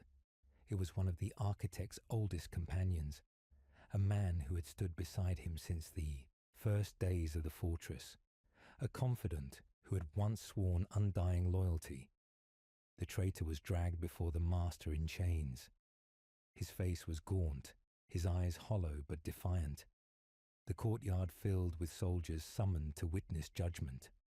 Rain fell in sheets, soaking armor and stone alike, the storm itself as restless as the Legion. The architect stood before him, his cloak plastered to his shoulders, his voice cutting through the thunder. "Why?" he demanded. "Why betray the dream we built together?" The man raised his head, his voice raw but steady. "Because the dream has become a cage. Because you speak of sons, but kill them as though they are nothing. Because you claim to save mankind, yet you strip it of everything that makes it human. I loved you once. I believed. But belief dies when the father becomes the executioner." The words echoed across the courtyard, striking deeper than any blade. The soldiers stood frozen, their eyes wide, their breaths caught in their throats. The architect felt the wound of it in his chest, sharp and merciless. For a moment, he wanted to deny it, to shout that he bore their hate for their sake, that he carried the burden so they could endure. But the words would not come. Kaelin stepped forward, his blade drawn, silent as always, ready to strike. The architect raised his hand, halting him. He looked upon his old companion one final time. Rain streamed down his face, though whether it was storm or sorrow, none could tell. "You call me executioner," he said at last, his voice low. "So be it." The sentence was carried out before the eyes of all. The traitor fell, his blood mingling with rain, his last breath stolen by the storm. The architect stood unmoved, his face carved from stone, but inside his heart cracked further than ever before. The soldiers dispersed in silence, but that silence was not obedience. It was grief. It was anger. It was the silence of men who had seen that even loyalty, even love, could end at the executioner's blade. That night, the general came to him once more, his voice hoarse with rage. "You killed your friend. You killed the last thread that bound them to you. They will never forgive you. When rebellion comes, and it will, you will stand alone." The architect turned to him, his face pale in the torchlight. "Then let me stand alone. I was always meant to bear this burden." But when he was left in solitude, staring out at the storm, the words that haunted him returned. Father becomes executioner. He whispered them to the empty night, and the night gave no answer. The fortress stood as it always had, a monolith of stone and iron rising from the waste, but its heart had changed. The execution of the architect's old companion had carved more than flesh. It had carved belief itself, splitting it into jagged shards. The soldiers marched, drilled, obeyed, but their silence was no longer unity. It was mourning, suspicion, hatred wrapped tight enough to strangle. Every oath spoken rang hollow. Every step taken was weighted by the knowledge that loyalty was no shield, that even a trusted friend could fall beneath the master's hand. The architect felt it pressing in on him. The air was thicker now, his own halls colder. He walked the corridors at night and could feel the eyes of his sons upon him.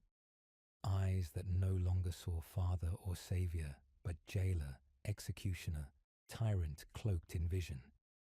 He told himself that such hatred was a burden he had chosen to carry, that it was the price of building eternity.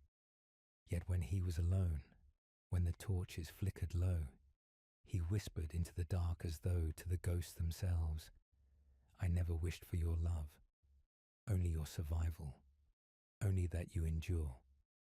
The silence that answered him was heavier than any word. Kaelin drilled them harder than ever. He was tireless, merciless, his silence a whip that lashed harder than any shouted command. His blade cut through training dummies until splinters filled the floor. He corrected mistakes with the precision of a sculptor carving stone, but his lessons carried no warmth. Many began to fear him more than the master, for Kaelin gave no room for hesitation, no space for memory. To displease him was to face steel, not words. To follow him was survival. And yet even Kaelin could not stop the whispers that grew in the barracks at night. The whispers were no longer just about ghosts of the past or chains carved into stone. They were sharper now, bolder. They spoke of the executed traitor not as coward, but as martyr. They spoke of the broken chain not as symbol, but as prophecy. And most dangerous of all, they began to speak of choice, not the choice to desert one by one, but to rise as a brotherhood against the one who had claimed to be father. The general saw it plainly. He walked among the soldiers, listened to the tone of their voices, felt the bitterness coiling tighter with each passing day.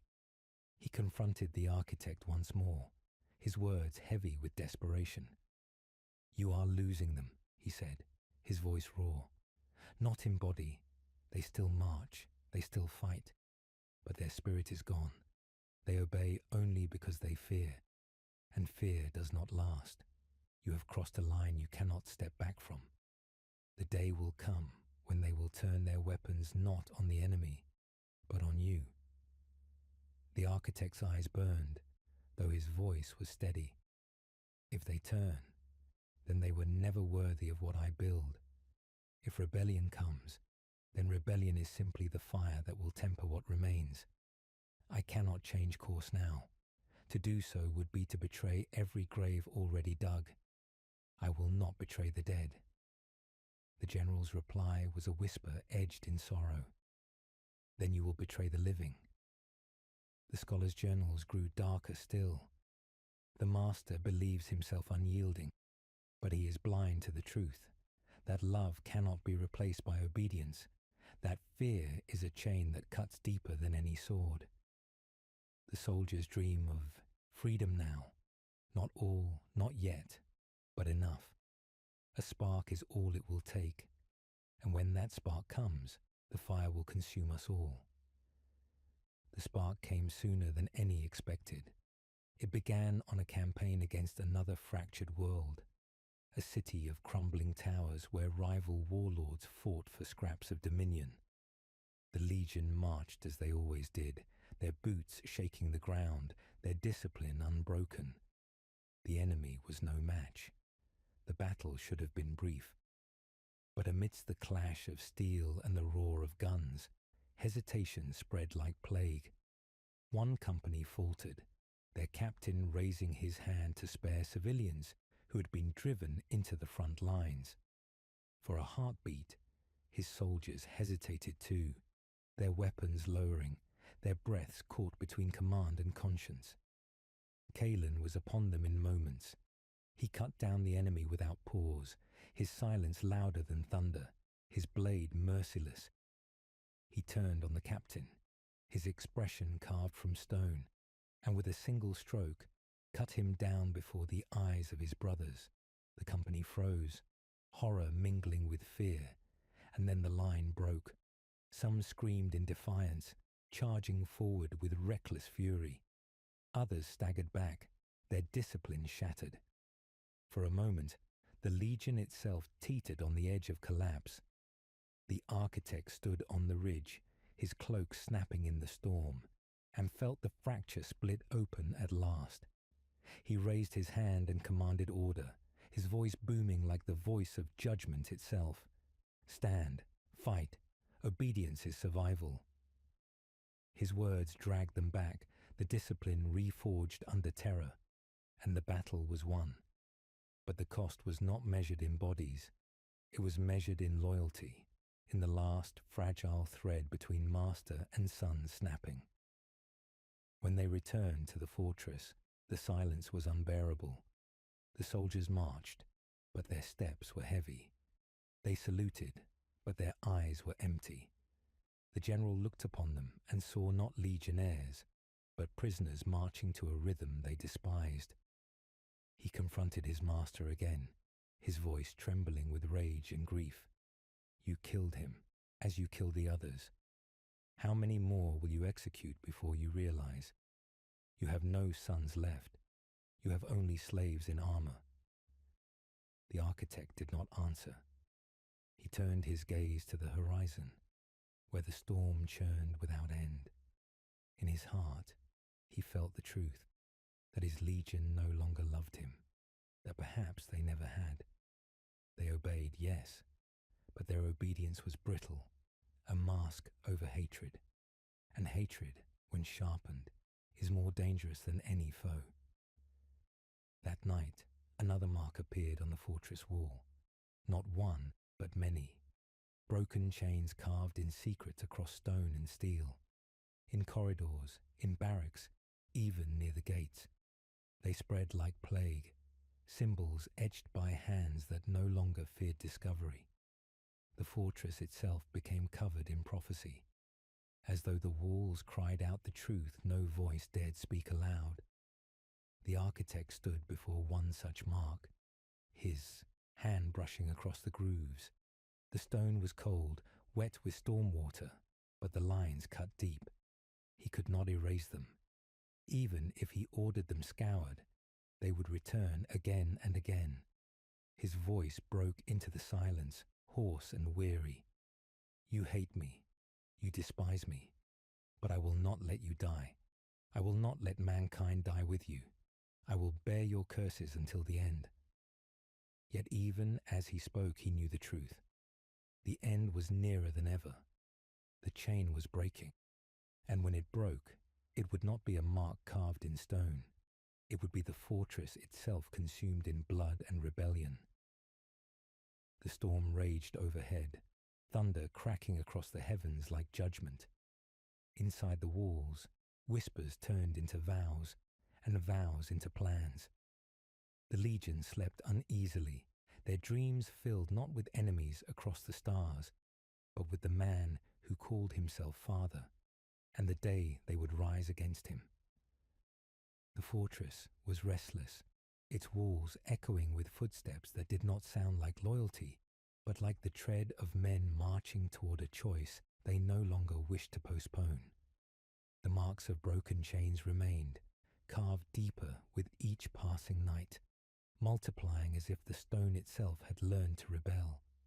Soldiers no longer whispered only in shadows. Their words spilled more openly now, sharpened by anger and despair.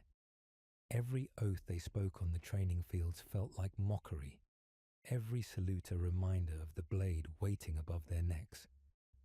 The architect watched them from high windows, his eyes hollow.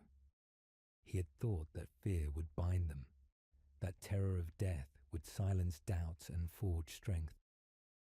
Yet the more he punished, the more he executed, the more their silence turned from obedience to defiance. He told himself he was willing to be hated, that the weight of their resentment was his chosen burden. But in his heart, he knew, hate does not endure, it consumes. Kalen remained as immovable as ever, his silence carved into his bones, his presence still enough to command. But even Kalen felt the strain.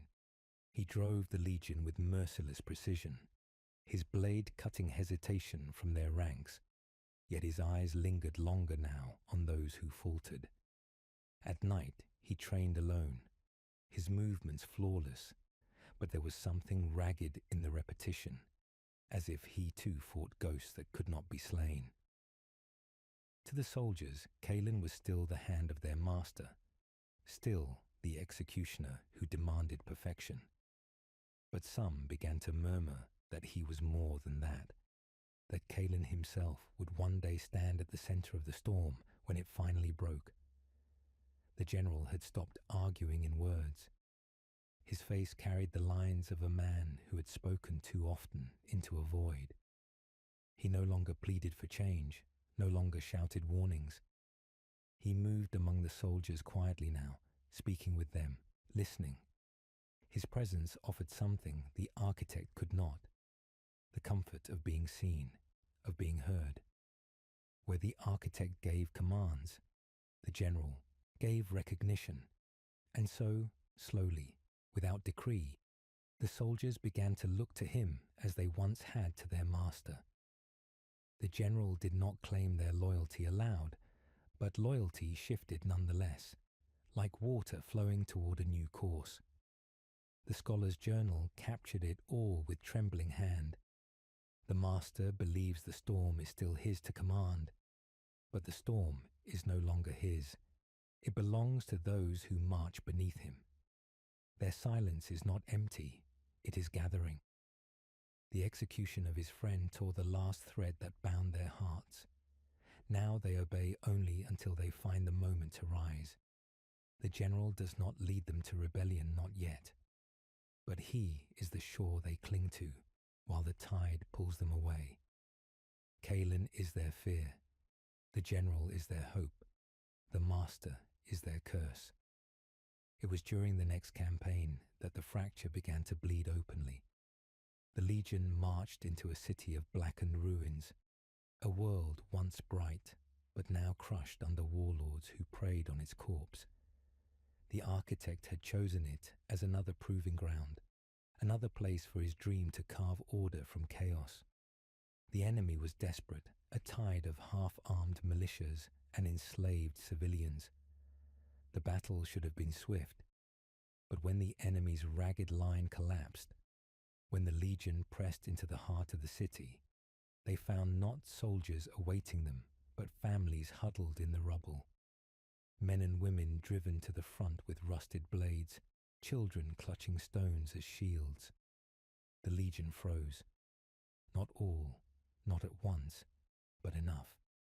They had seen this before, had slaughtered such unwilling foes before, and the ghosts of those killings rose again in their minds. Their weapons wavered, their boots halted. The architect's voice thundered across the field. Advance, strike, obedience is survival. But obedience no longer moved them as it once had. The hesitation spread, rippling outward, and for the first time in years, his legion faltered as a whole. Kaelin cut forward, his blade merciless, his silence a command sharper than any word. He struck down the unwilling with the same cold precision he gave to warriors. Blood sprayed, screams rose, and some followed his lead. But others held back, their eyes wide, their hands trembling. The line fractured, not from enemy pressure, but from within. The general stepped into the breach, his voice carrying above the din. "Hold," he shouted, but not to advance, rather to stop. His hand was raised, his expression fierce. "Look at them. They are not our enemy. We are killing ourselves in their faces." The soldiers froze, torn between Kaelin's silence and the general's voice. For a heartbeat, the world stood on a knife's edge. The architect's rage tore through the storm as he bellowed from the ridge. "Obey, strike them down. There is no hesitation, only survival." And then it happened. One soldier, trembling, dropped his weapon. Another followed, then another. In the heart of the ruined city, beneath the storm. Legionnaires lowered their blades in defiance of the order that had bound them for so long. Kaelin turned, his eyes burning, his blade raised to punish. But the general stepped between them, his sword drawn not against the soldiers, but against Kaelin himself. Gasps tore through the ranks. The legion froze again, but this time in awe. The general's voice carried like iron. "No more. No more executions. No more chains. We are not slaves. We are men, and we will not kill what is left of our own humanity." Kaelin's silence deepened, his blade poised, but he did not strike. His eyes met the general's, and something passed between them, a clash not of steel but of will. The soldiers held their breath, waiting to see which vision of their future would bleed first. The architect watched from the ridge, his heart pounding. He had foreseen rebellion in whispers, in shadows, in symbols carved into stone. But he had never imagined it would break so openly, so suddenly, in the midst of battle. His voice tore across the storm one last time, raw and desperate. "Obey me, or you will all burn." But fewer and fewer lifted their blades. The silence of defiance spread, stronger than his command, stronger than Kaelin's shadow. The general turned to face his master across the battlefield, his sword raised not in salute but in challenge. The storm broke above them, lightning splitting the sky, thunder shaking the ruins. In that moment, the fate of the legion no longer belonged to the architect alone. It belonged to the soldiers who stood in silence, to the general who spoke their heart, to Kaelin whose blade had yet to fall. The architect felt the weight of his dream pressing down, crushing him from within. He whispered into the wind, unheard by any but the storm. "So this is how it ends, not with extinction, but with rebellion." His eyes burned. though whether with fury or sorrow, even he could not tell. The legion stood divided, caught between father, executioner, and brother. The first open fracture had come, and once broken, no chain can ever be whole again. The fortress had become a crucible of tension, its stone walls bearing witness to the fractures that had spread through the legion like wildfire. The rebellion was no longer a whisper or a shadow.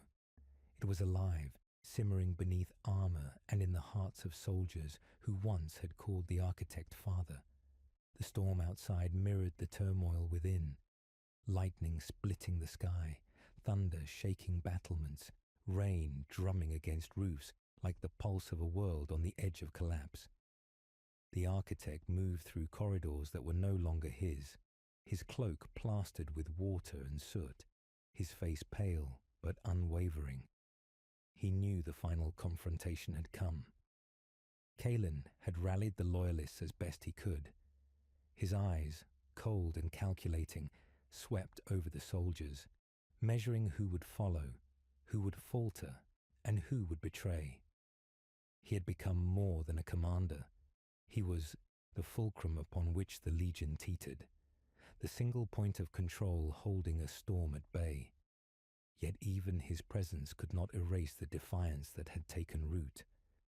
The general, once his master's voice of reason, now stood as the champion of conscience among the legion.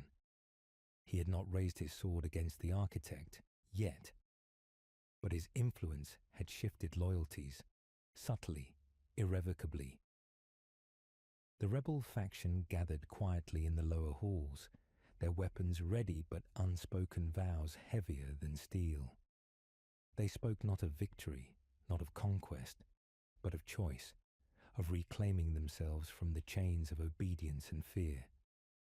Their whispers were not lost on the architect, who stood above them in the shadowed ramparts, watching as the culmination of years of control unraveled beneath his gaze. Each soldier's hesitation, each murmured doubt, each secret glance toward the general was a blade pressed against his chest. The first challenge erupted in the courtyard. A soldier, once loyal beyond question, stepped forward, his eyes burning with defiance. He spoke loudly, echoing through the open air, and his voice carried the weight of conviction. "We are not your tools. We are not your sons. We will not kill at your command. We will choose our path, even if it leads to blood." The legion froze. Kaelin's blade rose in instinct, silent and deadly. The loyalists behind him braced. The rebels squared their shoulders, ready to strike. For a heartbeat, the fortress held its breath, the storm outside reflecting the tension within. Lightning flashing across faces carved with fear, anger, and resolve. The general stepped into the fray, positioning himself between the factions. "Stop," he shouted. His voice was steel wrapped in compassion. "This is not how we end. Listen to me. We are men first, soldiers second. Do not let him or I dictate your hearts. Decide for yourselves, or we are all lost." The architect watched, heart pounding, rage and sorrow coiling together. The world he had built, the legions he had forged with blood and sacrifice, now faced a choice he could not command. His voice rose over the storm, thunder in human form. "You will obey. Every hesitation, every defiance is death. I built you to endure, and you will endure." But obedience had fractured. Soldiers turned their eyes toward the general, whose presence had become their anchor, a living reminder that choice had not been erased from them entirely. Whispers of loyalty were drowned out by murmurs of freedom. The tide of defiance rose, and even Kaelin felt the pull of inevitability. His blade wavered, his eyes scanning for the architect's command. But no command could untangle the threads that had already been severed. The architect's heart roared in his chest. He had seen rebellion in shadows, in symbols carved into walls, in hesitation during battles. But never had it risen so clearly, so fully before him. He could have struck, killed, executed, and silenced the first defiance. But each death now would spark more than fear. It would ignite rage, and he knew it. To destroy one was to risk the ruin of all. Lightning split the sky above, illuminating the courtyard in stark white, and the architect raised his hand, not to strike but to command attention. "I will not fight you," he said, his voice trembling only slightly. "I built this dream to save mankind, not to destroy it. If you march against me, then know that it is not the end of the dream. It is the end of me." The words rippled through the legion. Silence fell again, this time heavy with realization. Soldiers lowered their weapons, though tension remained in their arms, their posture stiff, ready. They had been offered a choice, the first true choice in years, and the weight of it pressed upon them as heavily as any battlefield. Kaelin's eyes met the architect's. He lowered his blade slowly, the only acknowledgement he would give of the shift in power. The loyalists behind him followed suit, their expressions unreadable, guarded, but pliable. Even the rebels hesitated, uncertain, weighing the sincerity of the master, who had demanded so much yet now offered his life in surrender. The general stepped forward, voice carrying above the storm. "We are still legion," he said, eyes sweeping the assembled soldiers. "But we are whole only if we choose. Stand with him, stand against him, or stand for yourselves. But do not allow obedience to kill your hearts. Choose and bear the consequences." The architect felt his knees weaken, though he did not let them show.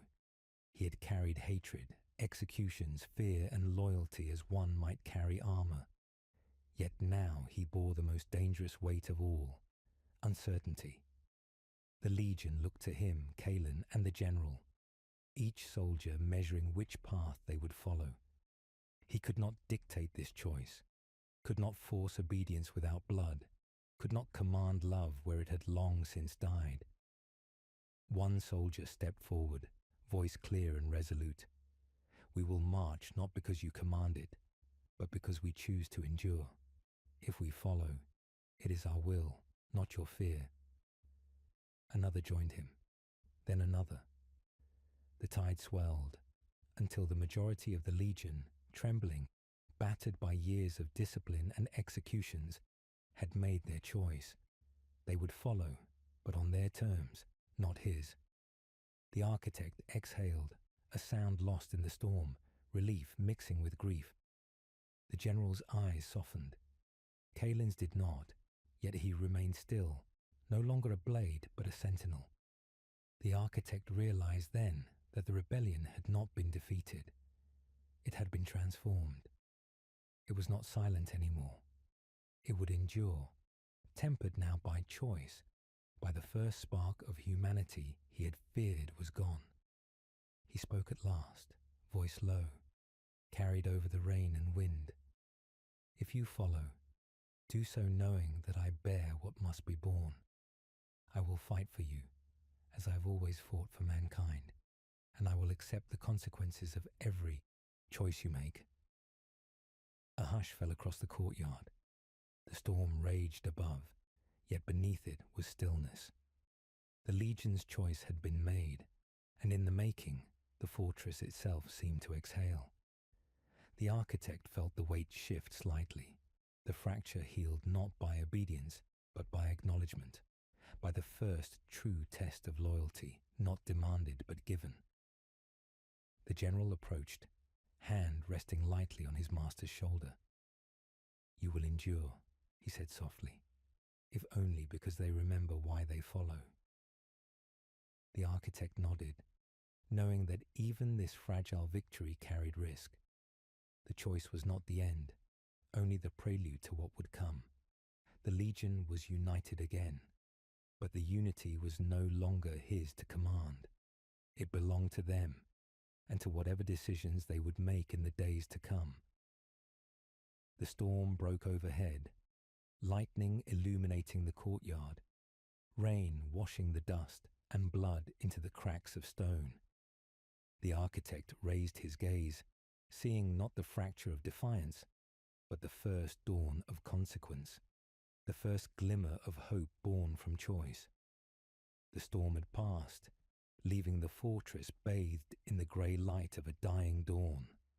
The stones, slick with rain, gleamed like iron under the cold sun, and the air smelled of ash, blood, and the lingering scent of wet earth. Silence had returned, but it was not the obedient silence of before. It was the quiet of reckoning, of a world holding its breath before the final collapse or the last exhale of endurance. The Legion moved through the courtyards in scattered patrols, their armour dulled with rain and mud, their faces etched with exhaustion, grief, and the residue of choices made. The architect walked among them, each step slow, weighted, as though the stones themselves pressed upon him. He had borne hatred, fear, executions, rebellion, and yet none of it compared to the burden he now carried, the knowledge that the culmination of all he had built rested in their hands, and that their hands were free at last. Kaelin approached him silently, as he always did, his blade sheathed, eyes sharp and unreadable. There was no command in his movement, no unspoken threat, just presence. The architect studied him and saw not the unflinching instrument of discipline, but a soldier who had learned to weigh decisions in a world where obedience had fractured and loyalty was no longer a chain, but a choice. Kaelin nodded slightly, acknowledgement or warning. It was impossible to tell. The architect felt both. The general came next, rain-drenched, cloak-heavy, but his eyes bright with something the architect had not seen in years. Hope tempered with sorrow. "They have chosen," he said quietly. "Not obedience, not blind loyalty, but survival together. They have chosen to endure, even if it means standing against what they once called father." The architect did not answer immediately. He looked across the courtyards, at the soldiers who now walked with eyes clear, weapons lowered, hearts reclaimed from the fear that had bound them for so long. They were no longer sons shaped by his will. They were men who had decided for themselves to follow. Some of them still feared him, some still resented him, and a few carried the bitter pride of defiance survived. He felt a weight lift and descend at the same time, relief, sorrow, and the emptiness that comes with surrender. The wind shifted, carrying whispers from the barracks, from the training yards, from the shadows where those who had plotted had waited. No words were spoken aloud, yet the architect knew them all. He felt the echoes of rebellion, tempered now not by fear, but by the memory of suffering endured and lessons learned. The Legion had survived, but it was not untouched. The echoes of executions, of broken chains, of hesitation in battle were etched into their very being. And yet, for the first time, the architect realized that perhaps this was the point. Survival tempered by choice. Loyalty born not from terror, but from recognition of consequence. He walked to the edge of the ridge overlooking the plains, where the storms had churned only days before. The fields below were scarred by battle, blackened with the blood of enemies and the rain-washed footprints of his legions. He had won victories that had reshaped worlds, crushed rebellion, and forged a force capable of spanning the galaxy. Yet the victories were hollow without their belief, without the trust that had been stripped away and painstakingly reclaimed.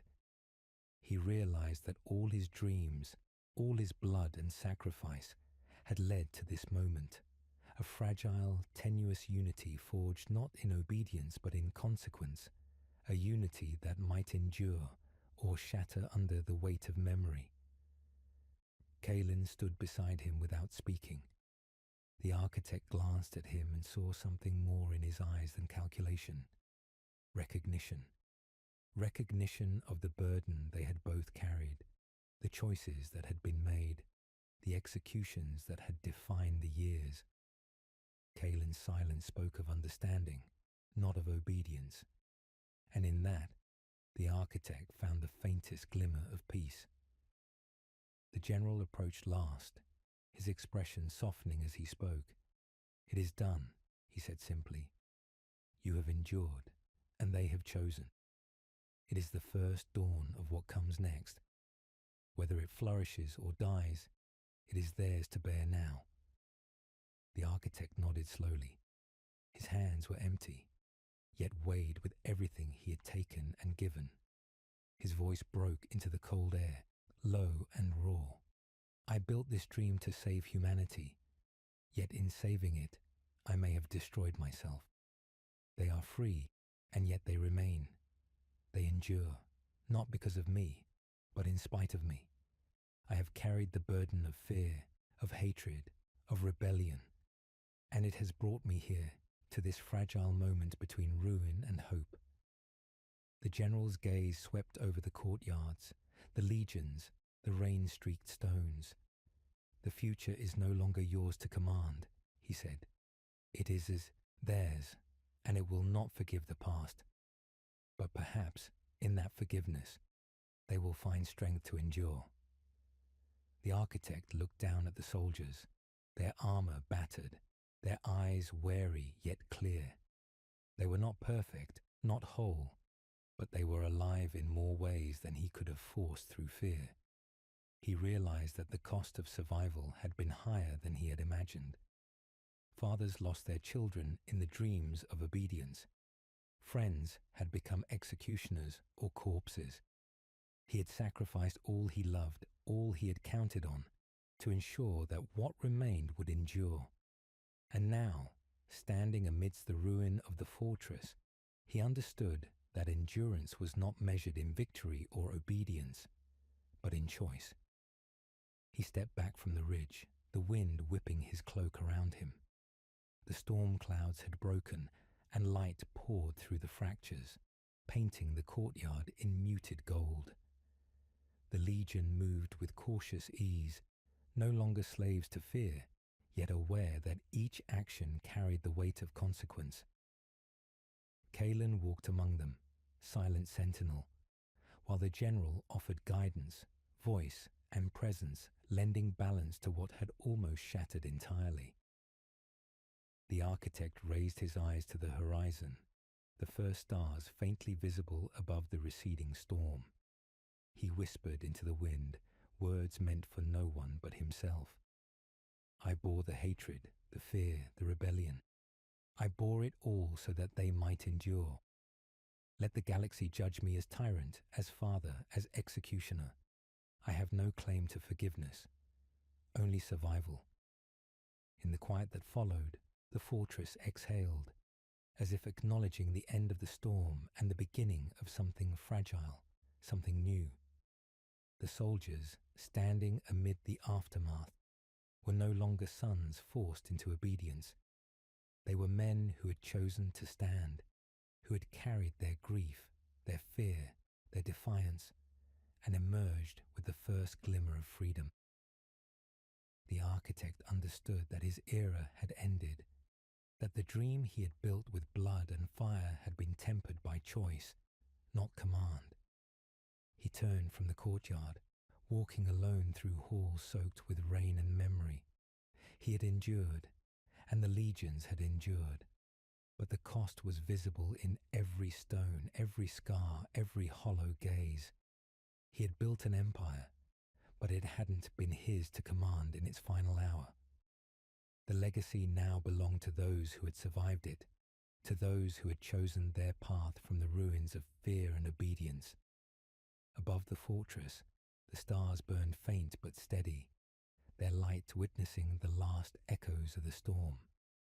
The architect stood in the silence, knowing that the galaxy would continue without him, that his name would be remembered with fear, respect, and perhaps hatred.